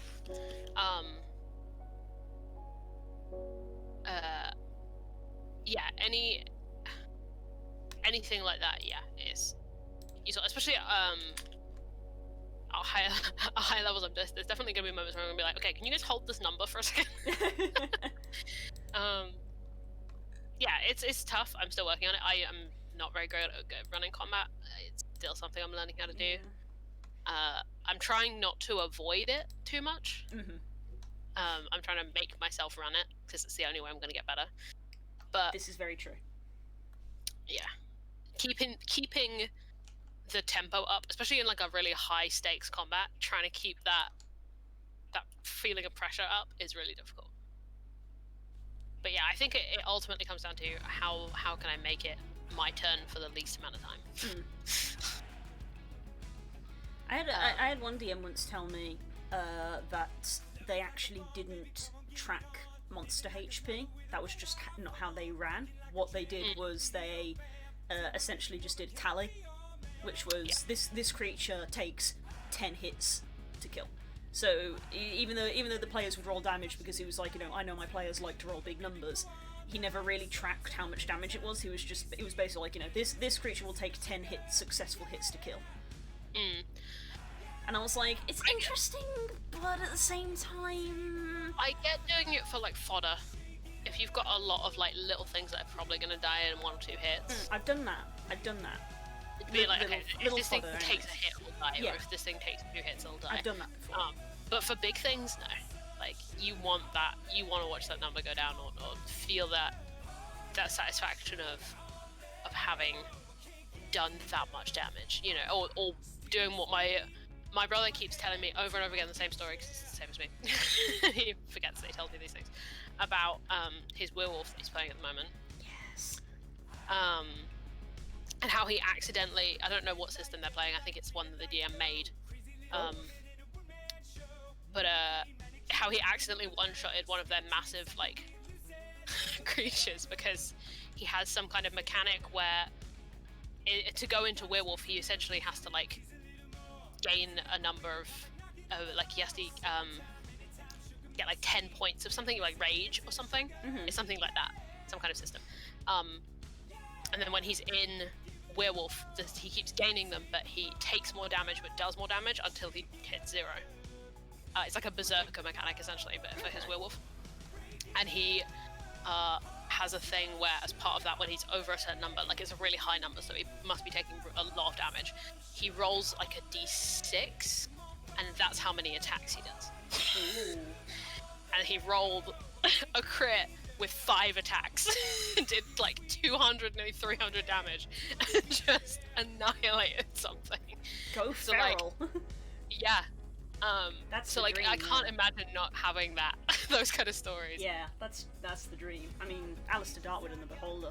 What more? You know Yeah. what you need. It's in D&D legend. Yeah. Yeah, so I can't imagine then being like, okay, it's just a hit system behind the screen. I definitely get that for like fodder, or Yeah. if you're running a lot. If you're running like a battlefield, I totally get that. I think I've done that actually. I don't know what got me more. It's the fact that he said like that he used this hit system, or the fact that he said that he didn't tell his players he used this hit system. So That's the only thing. So he is was like, still they were still rolling damage, but his justification was like, well, people like to roll damage and they like to feel like they're doing damage, so I let them, you know, people like to roll dice, so I let them roll their damage, but I don't track HP because it's too much in my brain, so I just know after this many hits it's dead. yeah. I don't know. Like, I could see the benefit of it if you're really I don't know bad if with it's maths. better or worse. Yeah, than I can other see players. the benefit Better. of it for people who are very bad with maths. Like, I get the appeal. Yeah, and I think also not telling your players is the answer there, because as much as it's kind of dickish, it means they're getting maximum enjoyment, and so are you. Yeah. If you really can't do that math, but you know that your players really enjoy that, I can see how that happens. Because that is the important thing, you know. The DM also needs to have fun, and if the DM is unfortunately someone who really, really cannot math, then that's a nice sort of way to get around it. Yeah, it's interesting. I'm definitely going to bear that in mind for big things, big fodder kind of fights. Because I think that is a good system for those kind of fights. Because I guess it's like, because when you consider it to be hits, it's like, you know, it's one of those things where it's like, you know, is 2 turns of combat long enough for this boss? You know, I want this boss to have impact. But then it's on the flip side, it's like, okay, so now we're on sort of turn 6, turn 7. Okay, this has gone on long enough, I think the point has been made. Time to, you know. Yeah, and definitely I'm still... That's definitely something that I am still getting the hang of, because sometimes you really, like, when I was workshopping the Edmund fight, it's like, I really want this to be like a thing, and it to be a long fight. However it ends, I want it to go on a while. Yeah. And I definitely struggled earlier in Okart with how much damage you guys can do. Like, Sorry. Well, no, but it's not a problem because it's great for you guys. You're winning. It's hella fun. It's hella fun great. to Yeah, just it's a sit great there and time. just be like 70 damage. But I'd plan these encounters and be like, okay, that's good, and then it would take 2 turns to clear it, and I'm like, okay, there's some balancing I need to do. Yeah.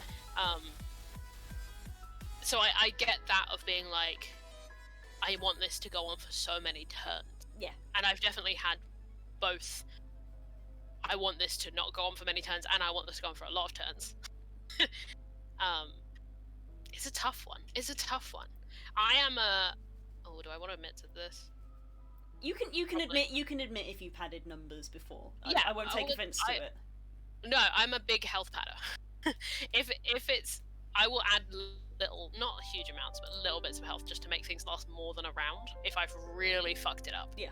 Like, especially, I don't do it so much anymore, but definitely in the earlier days, because, like, there would be things where I'd be like, okay, this will last, like, a round or 2. Like, it's not like a one-shot, and then you would one-shot it. And it's like, okay, I'm gonna give this just a little extra. I'd be surprised if you didn't pad monster HPs. Well, the thing is, the difference now is I just do it from the get-go. I go in with... There is not a monster in Okart for at least the last 5 levels I haven't had to at least double their HP. It's fair. We have big damage dealers. Even in our quote-unquote support role is a huge damage dealer. Krauser. Or even Hurry, to be fair. Yeah, but both of the characters that we'd be like, oh, they're the support, can but just kill something in one shot. Just annihilate something. Yeah, I can't, even, because again, this is only a 4-person party, I can't imagine how much, like, more than that, how much, because I use, Cobalt Fight Club. I think you introduced me to Cobalt Fight Club. Yeah, I have showed you that one. My bar is it a deadly encounter? Then it's an encounter worth talking about. Anything lower than that is not worth throwing. And that's the thing, 4 people is what the CR calculation is based off. Meant to be 4. So at the moment you add a new person, you need to pad anyway, so the fact that you're padding with 4 people... 4 people. I'm like, there's no way the CR system works at all. Oh no, it does not, and I think... It does not, cause... And I think Wizards of the Coast have acknowledged that it does not. No, because, like, I've just got to a point where I'm kind of blind to it. I'm kind of using the 5 bracket. So, like, okay, this is a 10 to 15 monster. This is a, you know, like, I'm using the vague bracket just to know I'm not going to one-shot you guys. But I just can't comprehend. Yeah, like, I totally get that, Des. I'm paranoid about what is... Yes, it is part of the art of the DM. Of you want a fight to be balanced. You want it to not be too long, but not be too quick. You want it to be a challenge, but you don't want to just murk somebody. Yeah. And it's just unless you do. unless you want to do it for story reasons. But in your general day-to-day counter, you don't want to go splat you're dead because you just end up with a player going, the fuck, I'm not playing then. Yeah. You know, you want it to be fair and justified. It's so, and that line is so small. It's the tiniest line that you're walking. Combat's really hard. Combat's so hard in D&D. Considering that was like what D&D was, yeah, I find it the hardest It used to just be combat. Roleplay was like a more modern thing. Yeah, I just don't. I don't. I'm not good at it. It's taken me like an hour to get this arm of feathers done. Jesus. Zoom all the way out. Comprehend it as a whole. Look at that.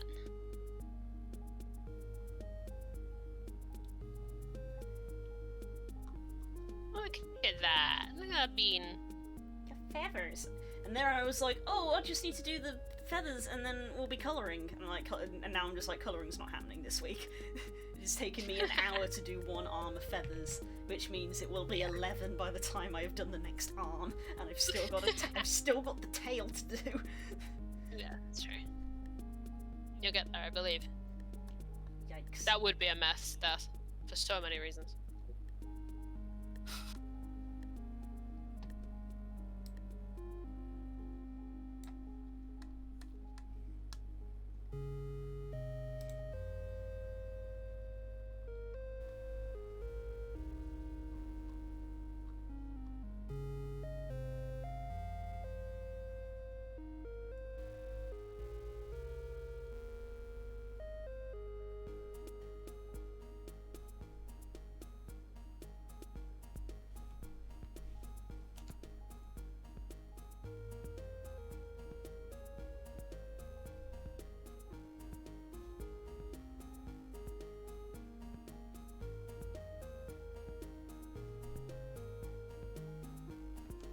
Teleport.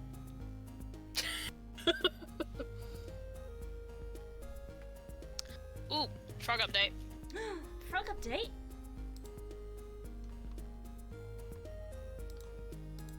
Hey! Look at that! Look at them boys!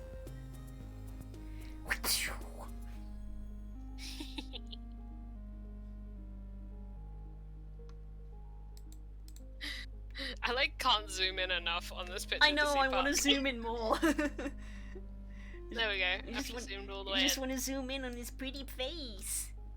Oh my god, the amount of effort you put in on that tiny little ribbon on Pug, and I can't even. I had to zoom all this way in to see it.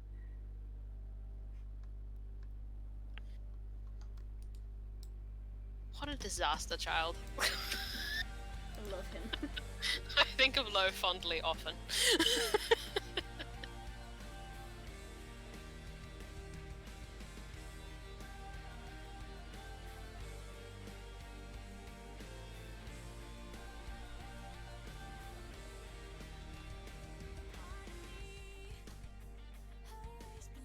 This is Ringmaster outfit? Yeah.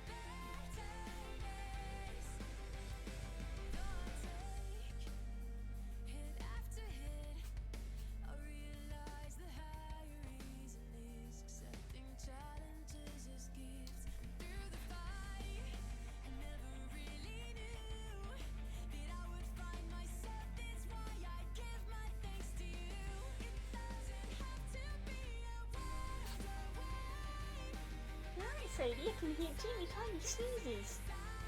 Alright.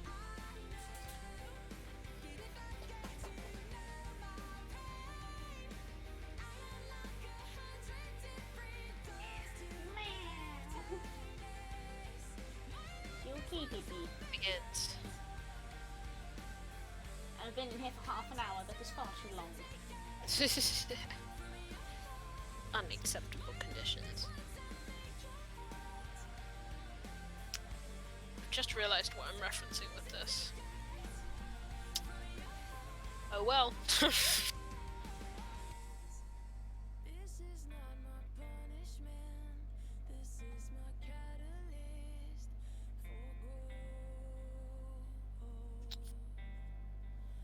I want to listen to the Sexy Brutal soundtrack real bad.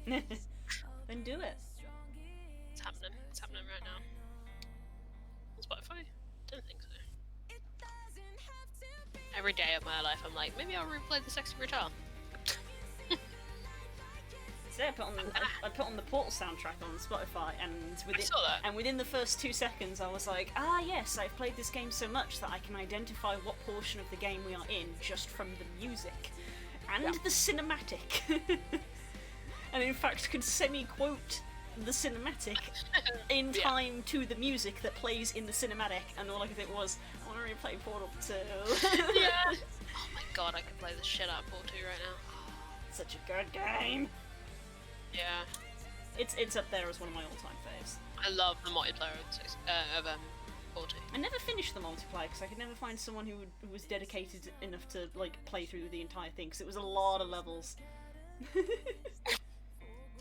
I've played through it with about 4 different people. I swear I've done like One of the few games me and my brother played together and we didn't kill each other. Aww. So I've played through like the first like 3 segments multiple times, and then at that point it's like, oh well, we've been doing this for hours, we're gonna take a break, and then we never pick it up again. So I've done the first 3 segments so many times and then just not done the next one. Oh man. Some of those puzzles I have memorized because I've done them so many times. It's been just Especially in the beginning of the multiplayer. yeah. It's been just long enough that I've probably forgotten most of them. I'd probably remember them once I started playing. Yeah. And obviously the later ones I haven't actually done, so I won't know the answers. Oh! Oh my god. Mother, I wish to escape. Free me.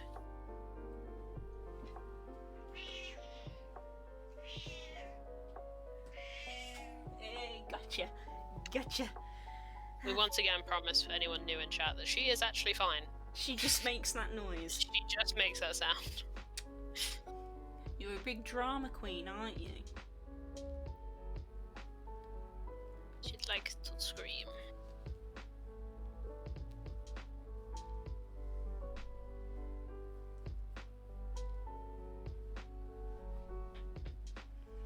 Sit on your See, chair. this is why I don't listen to the soundtrack, because now all I want to do is play this game.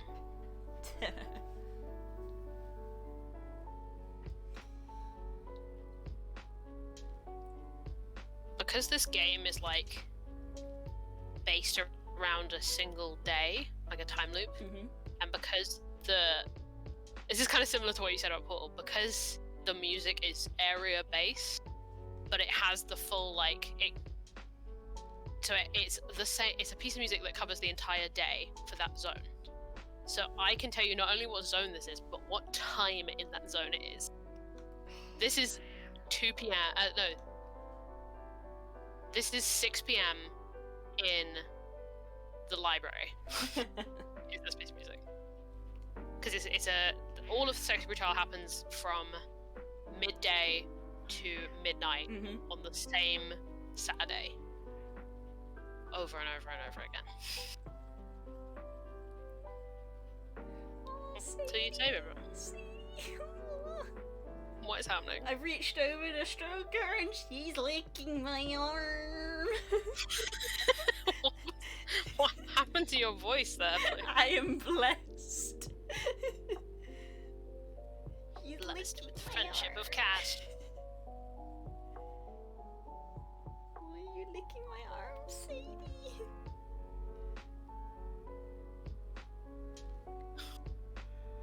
Meanwhile, in my house, Phoebe learned a valuable lesson today about fishnet tights and dog claws. Oh no. I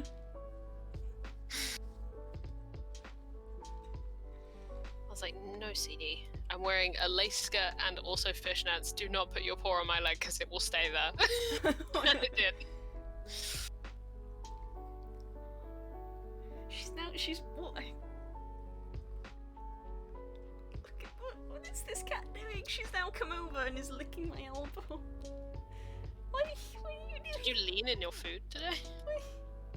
What are you doing? What?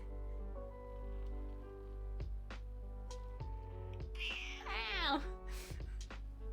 I have given you affection, now free me. Do we have an accord?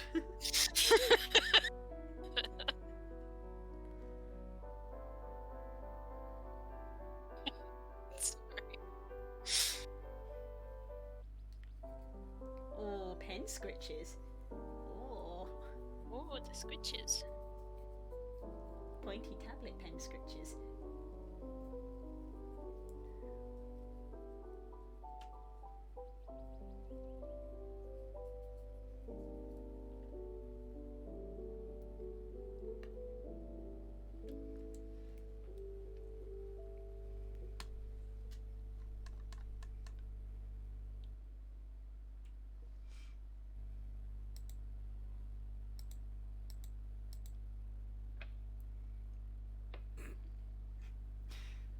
This is the cat who desperately wants to come sit next to me, except I have Totoro as my armrest, as I like to do when I'm doing art. Oh, I'm sorry. Feel that, frog. Space Time for distressing. Space is occupied. I like that design better. I like that design better than that one. I'm like doing mock-ups. I'm like a real art person.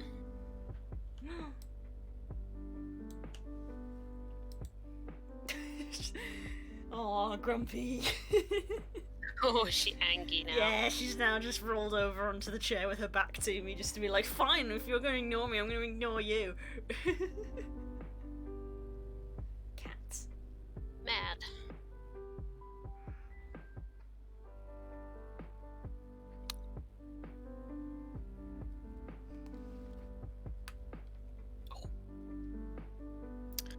Might have to take a quick break because my eye is twitching. That's annoying because I need it to see. You okay?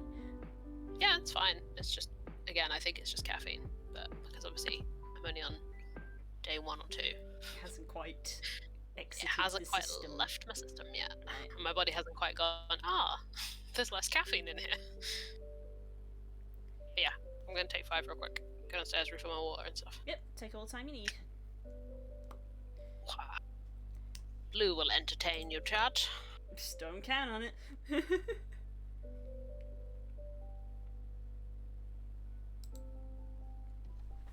It's just me. Me and my feathers. So this is the thing, when I'm drawing birds, I don't actually you guys know because you've seen me do it, I don't detail the feathers this much, but because the whole point of Ix as a character is that she is a kobold who is starting to sprout feathers, she only has a small amount. So I feel the need to draw them because these are literally like all the ones she has, where like in the same way that I'm not drawing all of her individual scales because she's covered in scales. So it's just, you know, it's just the flat colour. Hi, Larson. You're just in time for Curls to leave, so she will have to do her health check later.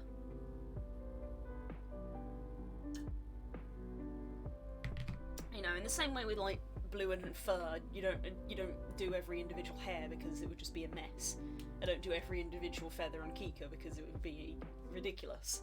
So I don't do every individual scale, but because she isn't covered in feathers, she literally only has a few feathers. I'm doing all of the individual feathers, which is taking a while, but it will be worth it in the end.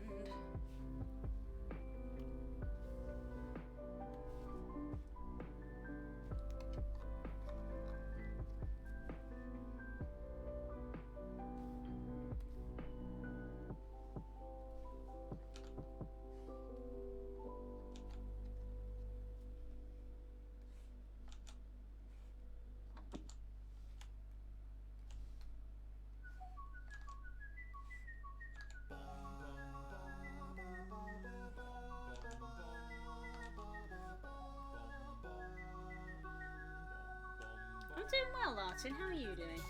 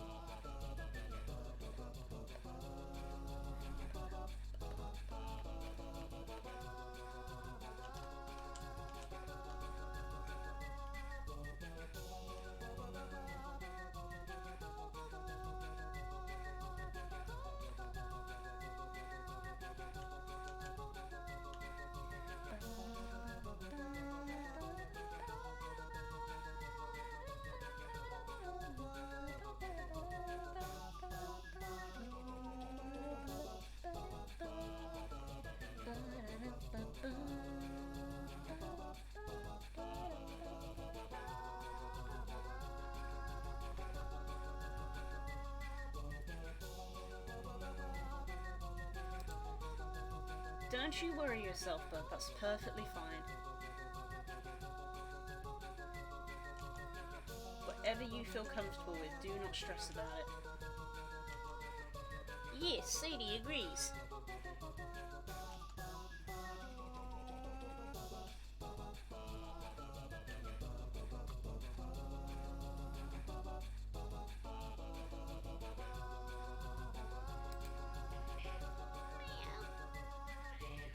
Oh, I can open the window now because Spook's gone to bed and he's not going to complain about the cold.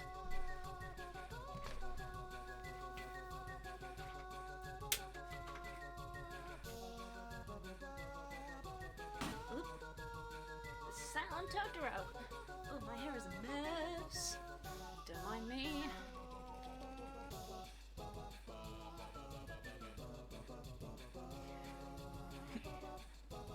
Sadie! No! No, Sadie! Totoro is here!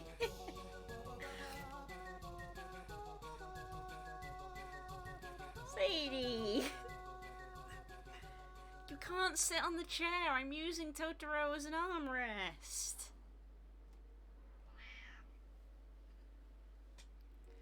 Come on, move. No, unhappy. No. You can't sit behind me because it's awful for my posture. And that's why I have a posture check in the chat, because I'm trying to improve my posture.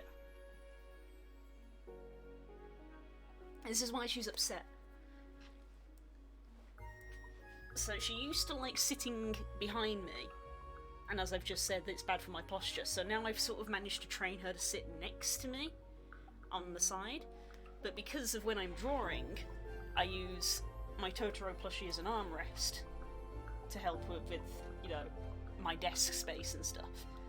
So, you know, when I'm working here, I have my arm resting on Totoro rather than on here because, I don't know, it just feels more comfortable. That means when I'm doing artwork, she can't sit next to me because Totoro is being an armrest. So she does stuff like this and complains because you're not allowed to sit behind me anymore and you're not allowed to sit next to me when I'm doing art. She just wants company, but she refuses to sit on my lap. Isn't that right? See, an Angie baby. Yes. You just missed the fun sitcom skit of me standing up to open the window and her immediately scooching onto the chair. I was just explaining to chat that she used to like sitting behind me, but that is obviously awful for posture. Yes. So I have trained her over the last like 2-3 months to sit beside me, but because when I do art stream I use Totoro as an armrest, she can't sit next to me, so now she's angry. She's angry she can't have either. Also, Lartin has appeared and done his health check. Hey, yes, I saw it just as I was leaving. I made sure I did some stretches. Yeah. So I can get her to like sit on Spook's chair when he's not here, but after a while, as just witnessed, she is unhappy with that and would rather sit next to me. I would assume because I have obviously the core of a furnace, and Yes. thus am nice and warm to sit next to. And toasty. Yeah. Let me read back chat. Glutton, I hate that you've given me this knowledge. See, I would do something about that, but that involves going out into public. Yeah, I can't get delivery here either. Otherwise I would.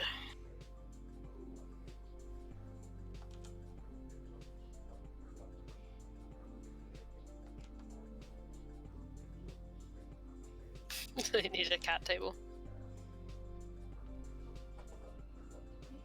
She's gone again.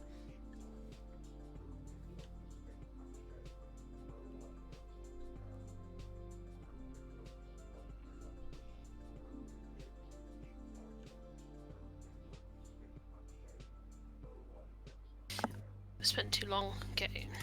I picked around on this page too much, now it's no longer like a functional thing.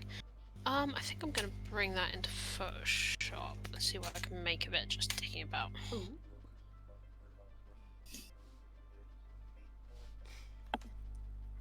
I forget this is like in any art.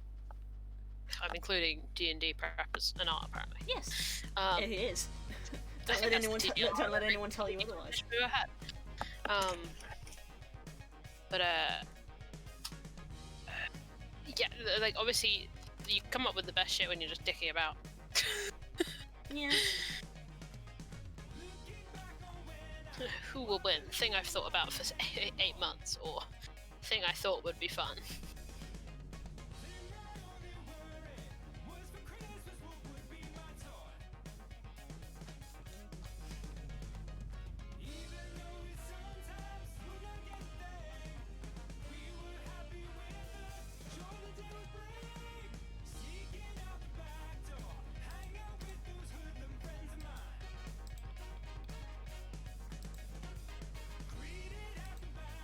We both vibe into the tracks we listen to. Hell yeah. Oh god. And then it switches to this one. I forgot. There's one track for one area. It's a very different vibe. Because that day starts in that area with someone being killed with a shotgun. Oh, right. So it's all very apocalyptic. It's also kind of where everything that goes wrong starts. So it has a very apocalyptic, like, oh, and it's like, where did that come from? The amount of times when we were playing Final Fantasy VI, I was just like, wow, someone is going ham on the organ. Yeah. Normally it happened when Kefka was You're on the gonna screen. love Heaven's Ward. It's the TDLR of that expansion, oh my god. It's the Ishgard organ. That's how you know an Ishgardian character has just come on the scene. To be honest. I mean, you know, if they're gonna go so far as to have a literal pope, then, you know, make use May as well at that point, right? of the organ.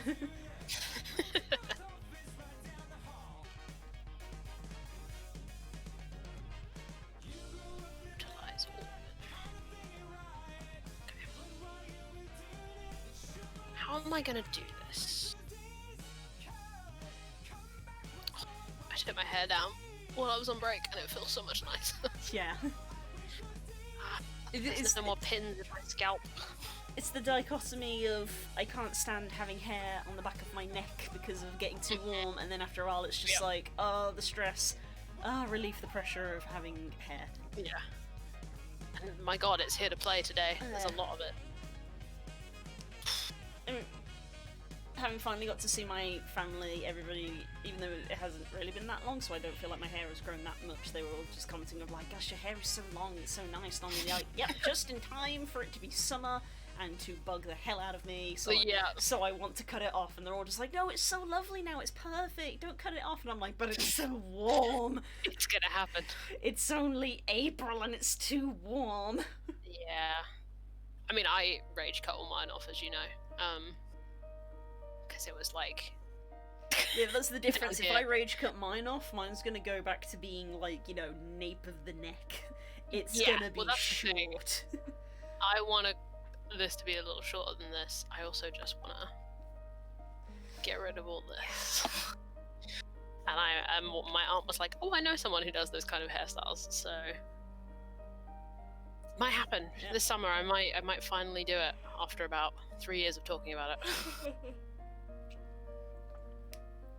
Every time, Or I might get- yeah, every time it gets like a degree warmer, I'm just like, oh, hair.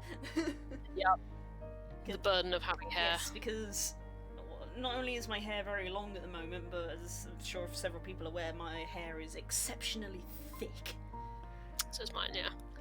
And every hairdresser I've ever had in my life has always commented on the same thing. As soon as they're cutting my hair off, they always just like, oh, it's so thick.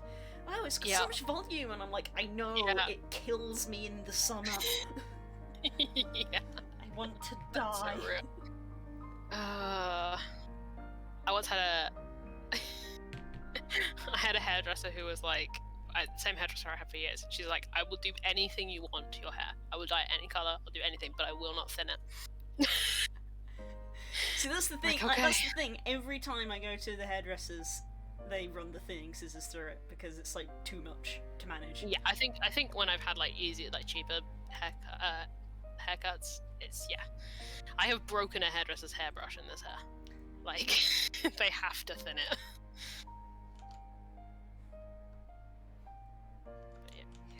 Just the mutual experience of going to a hairdresser, having a haircut, feeling like nothing has changed, and yet there is just a pile of hair on the floor. Oh my god, yeah. Mutual experiences. Yeah. The first time I had my hair cut really, really short for me, like to here, right? Like they cut off my forearms length of hair. Like, and I have never seen so much hair in one place in my entire life.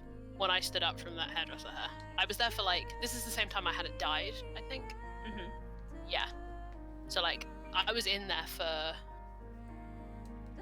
3-4 hours. And I have never seen so much hair in my life. And I see a lot of hair because my hair sheds. Jesus Christ. Yeah, no, mutual experience, mutual experience. It's like, oh, I'll just have a quick trim off the ends. It's like, that's another person's. Yeah. But someone else's, surely. Like, it's only really when it like gets straightened, and also at the moment when it is starting to get to being a bit greasy and needs a wash, it starts to sort of stick together and look smaller Yeah. than it is. But when it's like freshly washed and blow dried, it's just poof. Yeah. Yeah, I used to straighten my hair every day because that used to be the thing that you did. 2000s? And like, Jesus Christ. Like, I I like don't having know. my hair straightened because I don't like it when it's too puffy. But obviously, being homebound has meant just not bothering a lot of the time. Yeah, why would you? Yes, I know. I haven't straightened my hair in years, but then again, my hair has not really recovered from when I straightened it every day for about 3. Yeah, at least when it was like the fashion to have it like super straight, my mum at least Yeah. helped me restrain myself, because obviously fair hair, especially, is like oof. Not too well with the straighteners No, every day. so thankfully my mum restrained me and was like, heat protection spray and not every day, every other day, and I was just like, meh. But you know, in my adult Yeah. life, I am grateful Yeah. because my hair is not dyed. Yeah, I was allowed to, because my mum straightens her hair every day and has for years and years and years.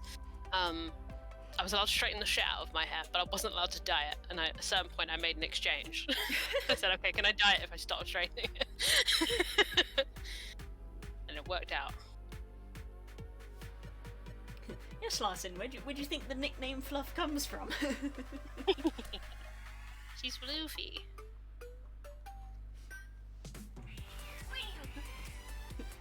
Which came first, the blue or the fluff? Both. It is just me. It's anonymous, yeah. Newsflash, asshole, it's been me the entire time.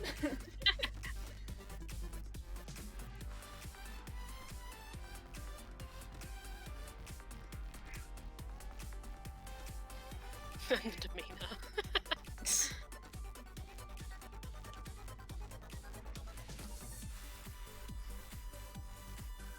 But yeah, I don't know what to do with this damn thing. I don't know how the hell I'm gonna do this. I went into this with a lot of energy. Now I don't quite know how to follow it up. I'm kind of mentally telling myself to be kind to myself, as I said at the start, wherein because I was, not feeling 100% and really sleepy to, call it earlier tonight, so I'm kind of mentally saying, even though I'm in the zone and want to do it, maybe I should think about wrapping up. Yeah. We can wrap up at 2:15. Yeah, potentially 2:45. 2:45 Because, in that space, yeah, because again, yes, having to lock up the flat and deal with Madden and stuff always means that even if we finish at 11, Yeah. if we finished at 11, I would be going to bed at 1:45 to midnight because just the amount of stuff that I do before I go to bed as part of the routine of making sure it looks good. In the future, on days where I'm not fucking surprise napping, we start at 7 and we'll try and finish by 11. Yeah. I'm still happy with the 7:30 start. Yeah. 7:30, 7, yeah. Because we get a good 3.5 hours or so. Yeah. How the fuck am I gonna do? This is one of those things where I don't have an asset for this thing, and I'm not gonna be able to find one, I don't think. So I'm gonna have to try and mock something up. Yeah, I got asked what other maps I might try doing, and I was like, well, I have this idea from my homebrew world that I kind of want to try, but then I just sat and thought about it for a moment, and I was like, no, that's too niche. It is far too specific in my brain for there to be assets for it that I can use. It is a map that I would have to hand draw. Yeah. Because I can't think of a single map maker in the world that would have such specific assets for what I envision. Yeah, this is how I've ended up making maps. Because I'm too picky. I have a very specific, and especially as well because especially my cities have such specific architecture. It's like when people make maps for D&D, they're not thinking of roundhouses, in this on a beach. They're not making that kind of style. They're making really standard. Yeah. So it's okay, well, if I want to make this, if you go to most fancy map makers, they don't. The most detailed they go into architecture is they go standard, whatever that is, and then they go Elven, Dwarven, Gothic, and that's it. A little Gothic, yeah. And that's it if you're lucky. So that's about your extent for architecture. Yeah. So I've ended up just downloading as many assets I can find, and then anything that I can't get an asset for, I try and make some kind of suggestion therein. Which is exactly what I'm doing now. Wait! No, naughty. Now! You shouldn't be climbing up so high, you're an old lady. You'll hurt your hip. Yeah, you're elderly, madam. She's gone to a box now. Are you alright? You didn't hurt yourself doing that, did you? You can never tell. Maybe we go... That looks a little too... Another arm of feathers. Hey, making good time. It's a little too that way.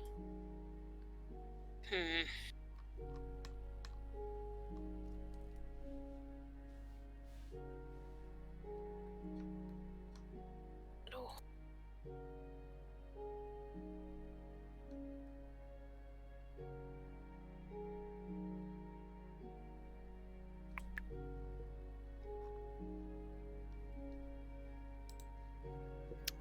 fucked around too much there.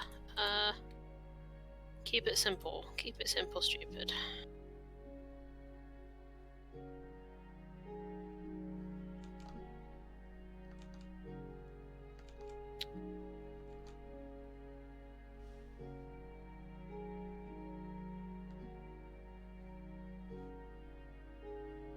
Oh, do I go the extra mile? Yeah.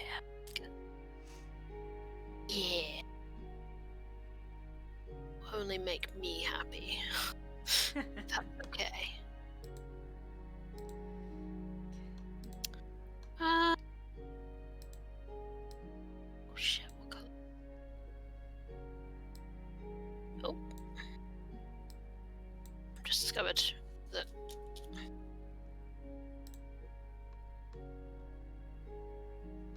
entered. Oh no. No, no, no, no, no, no, no, no. Alright. What have I done? Oh no, what have Oh, you there done? it is. Thank God. I like click and held something because I was thinking while I was dragging something, and it entered a different screen and I couldn't get out of it. Oh, no, no. No, no, no, no, no, no. Oh no, no, no, no, no. Ooh, those colours do not go together. Oh God. It's that time again for me to bring up the colour wheel.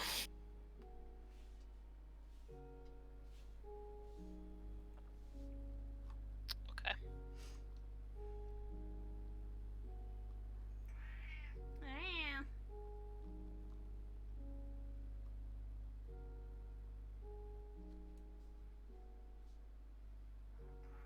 Yes, madam, I know. I'm going to be finishing soon, so you can go then.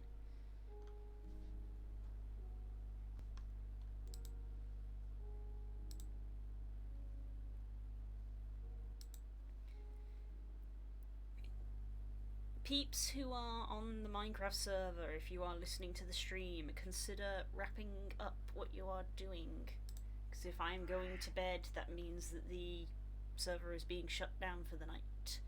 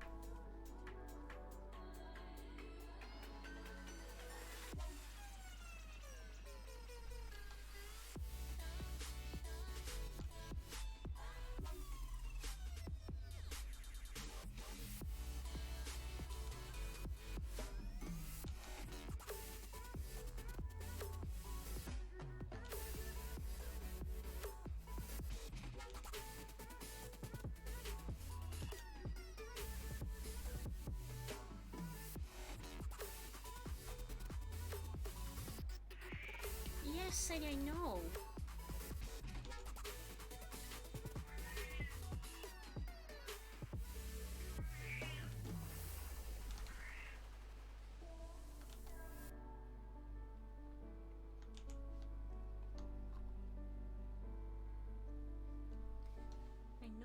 I know. You're being a terrible drama queen to make me look like an awful mother.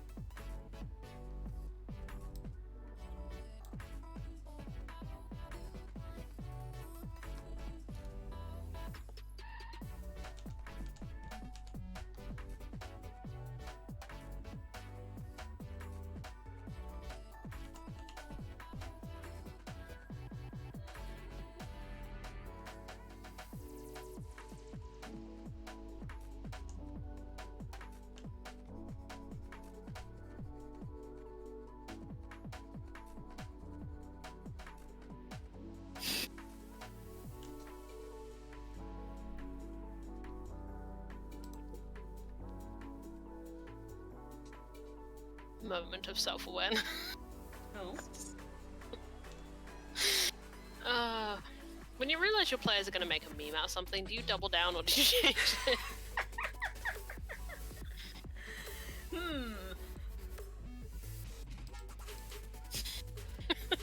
I mean, you know us. I've had a vision of the future. Yeah, you know us, and we are shitty memers. Yeah. Either tried and you'll drown. Yeah, if you embrace it, then it will make it blow over that Loses much its quicker. power Yeah. over me. The more you try to resist something and argue against it, the more it will just be funny to us. Yeah, that's very true.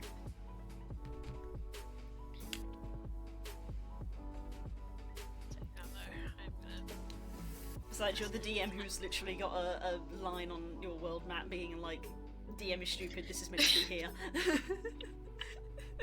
Yeah. That was one of those things though where there was no other option.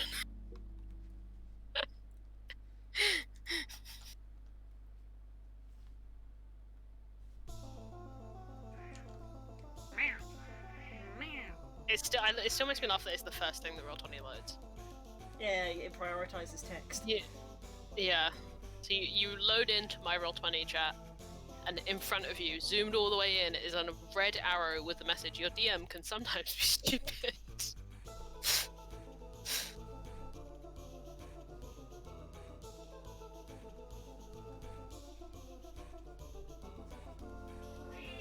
I know, Sadie, I'm gonna be finishing soon. I'm assuming this thing.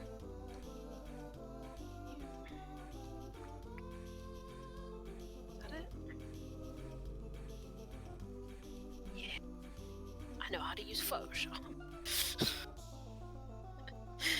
I know what I'm doing.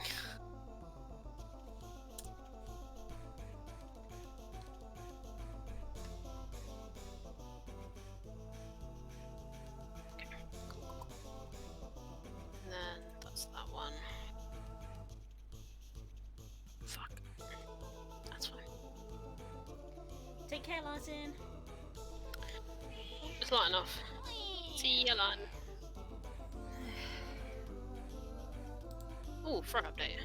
Frog update. Oh, hell yes. That hits different. Nice. I love to see it.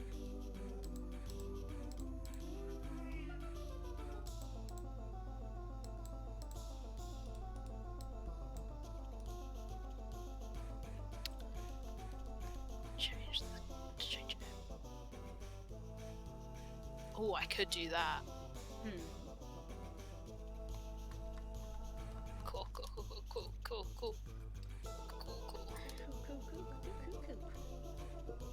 That's even cooler. Sometimes sticking around is worth it. Sure is.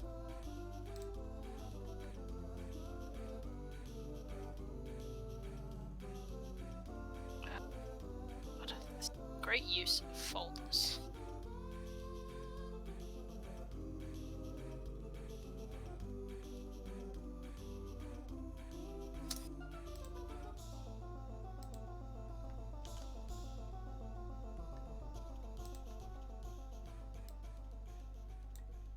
Oh god. This is a point in this game that's really fucked up, and I'm like listening to the music, I'm like, Skip it. oh yeah, fuck. Skip it. It's really like the music is not it's like carnival music, but it's like I remember what was going down. The association. Yeah.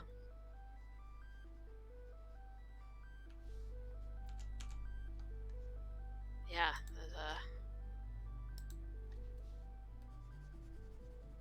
oh my god, and there's a huge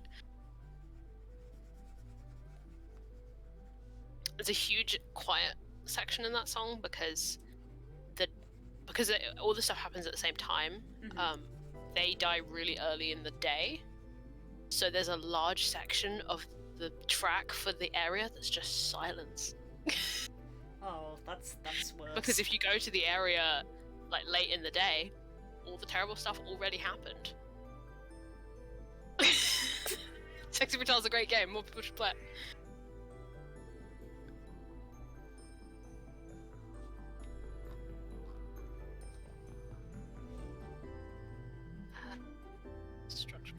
always forget. Every time I open my structural map, I've got the maps folder, and then inside I've got one called structural. And there's just a folder called "Oh, you want roofs?" You go in there. There's so many roofs. Oh, you want roofs? Oh, I also have like components of roofs as well. Like not just like whole roofs, but like, do you want this section of tiling for a roof at this angle? So much shit in here. Oh, I didn't do the thing I should always do when I start this. Do I have a zipped folder that is just what I need?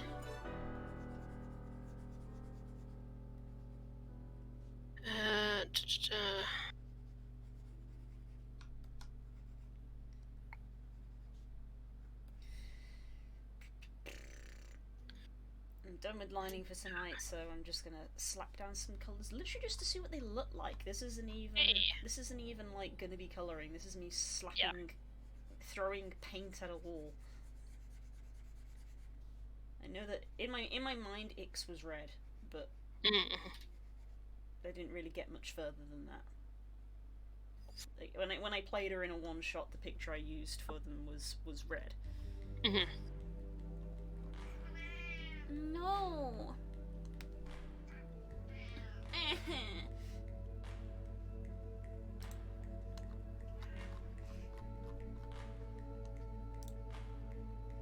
God. See, this piece of music's nice. This is nice jazz. There's just a ticking clock in the back. I'm sure that's not important. I'm sure that's not ominous for anything. There's if you like, because I listen to this SCP Child soundtrack a lot. There's like, you don't really register it when you're playing the game because you always have a clock on screen, so you don't really register it. But there's always ticking clocks because it's a time loop game. So like, there's always something ticking down somewhere. And that because it's crazy, ridiculous mansion. There are always these crazy like old, weird-looking, like, antique grandfather clocks. I mean, that's one of the core mechanics of the game, is you attune to the grandfather clocks, and then you can rewind time again. But, so yeah, you can always hear that pendulum, that ticking. It's so good. It's so good. I think I might have to stream it one day. Because I can do the whole game in one sitting. Because I've played it so many times that I can just do the puzzles on autopilot. But then part of me is like, no, I shouldn't stream it because it's a puzzle game. Or it has puzzles in it. So I shouldn't spoil it for people. Maybe I'll play like the first hour of it. Just so people have a rough idea of the vibe of this game. Because when I talk about it, it must sound ridiculous.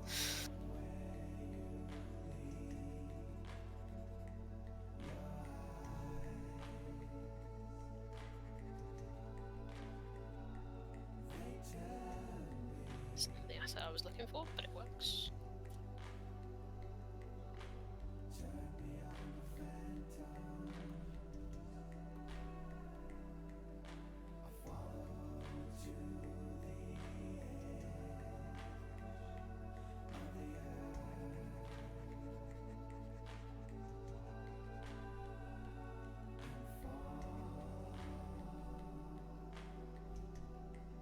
Oh, and they're at the angle I need. What a beautiful day.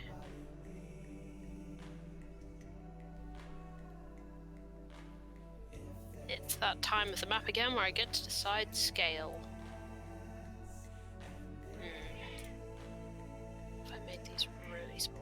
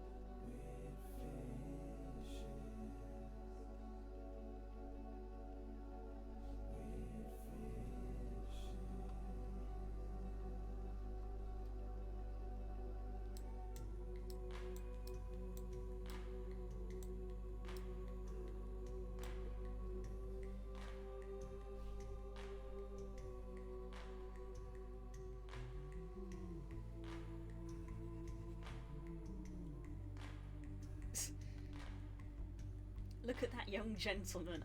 Not the word I would use. They are neither gentle and also arguably not a man. I think that was low. Okay. Talking about low. I was gonna say, I registered that far too late. Yeah, you're good. Apologies.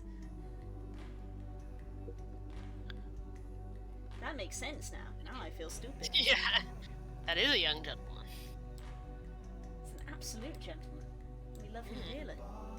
Gentleman, I'm not a scholar though.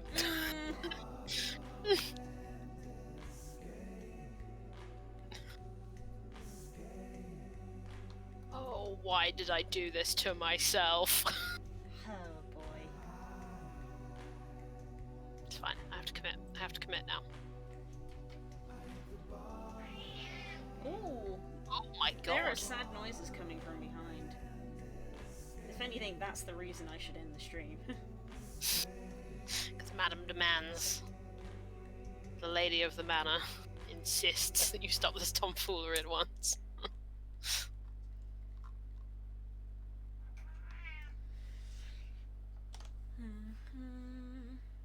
No, it's too early for me to make any decisions on that, I think. Oh, what a great song to end on. No thoughts, head empty.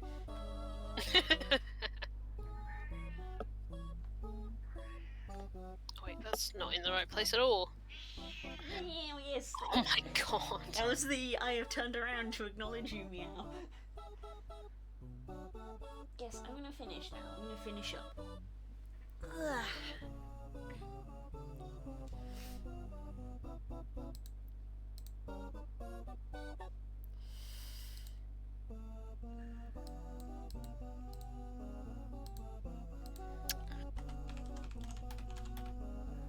Oh my god. I really hope that you guys encounter what I'm working on right now, because I can imagine attempting to describe it. It's gonna be a challenge.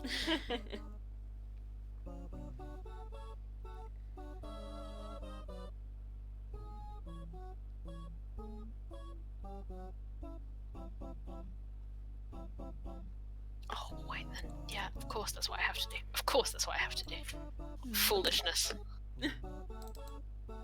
Accidentally just pressed Control Delete instead of Control O. Whoops. And deletes everything, it turns out. Time to undo. Where did it go? Oh, it goes under. No, don't go in there. Oh, fuck. When you go above the layer, but not in the folder. Go above the layer, but not... Okay, what if the folder went down? There we go.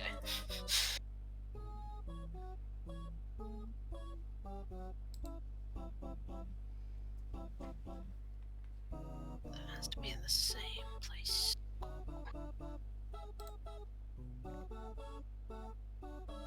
Control, oh no. Control.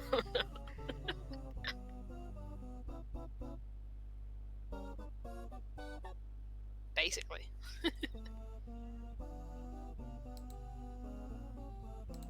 Not feeling the warm-up sketch this week. Which I think you can tell from the fact that I didn't spend much time on it at all. That's really what it's intended for, though. Get it out of your system and then move on. Yep. Okay. Yes. Calling it? Yeah, I'm calling Yeah, it. 11 It is now 11 o'clock. Perfect. It's like we planned it. Yes. Ha ha ha ha. Right. We will see you guys next week. Next week. There's no D&D tomorrow, No D&D. just so you're aware. I am hoping that maybe I might have some Pokemon TCG to do this weekend. Might have some Yeah. stuffs to open, fingers crossed. Ooh. I tend to do that on the Sunday, Say historically, on the just weekend, yeah. because generally people like to do stuff on Saturdays. So Mhm. probably Sunday evening, potentially keep your eyes out. Well, Sunday mid-afternoon, because I like to have the daylight to do it. Yeah. Yeah, God, I can imagine that makes it much easier. Yeah. So Sunday afternoon, keep an eye out. There may potentially be Pokemon TCG openings. If not, we will see you on Tuesday. for more art stream. More on streams. Love you all very much, everybody. Bye. Take care. Have a good night. Bye.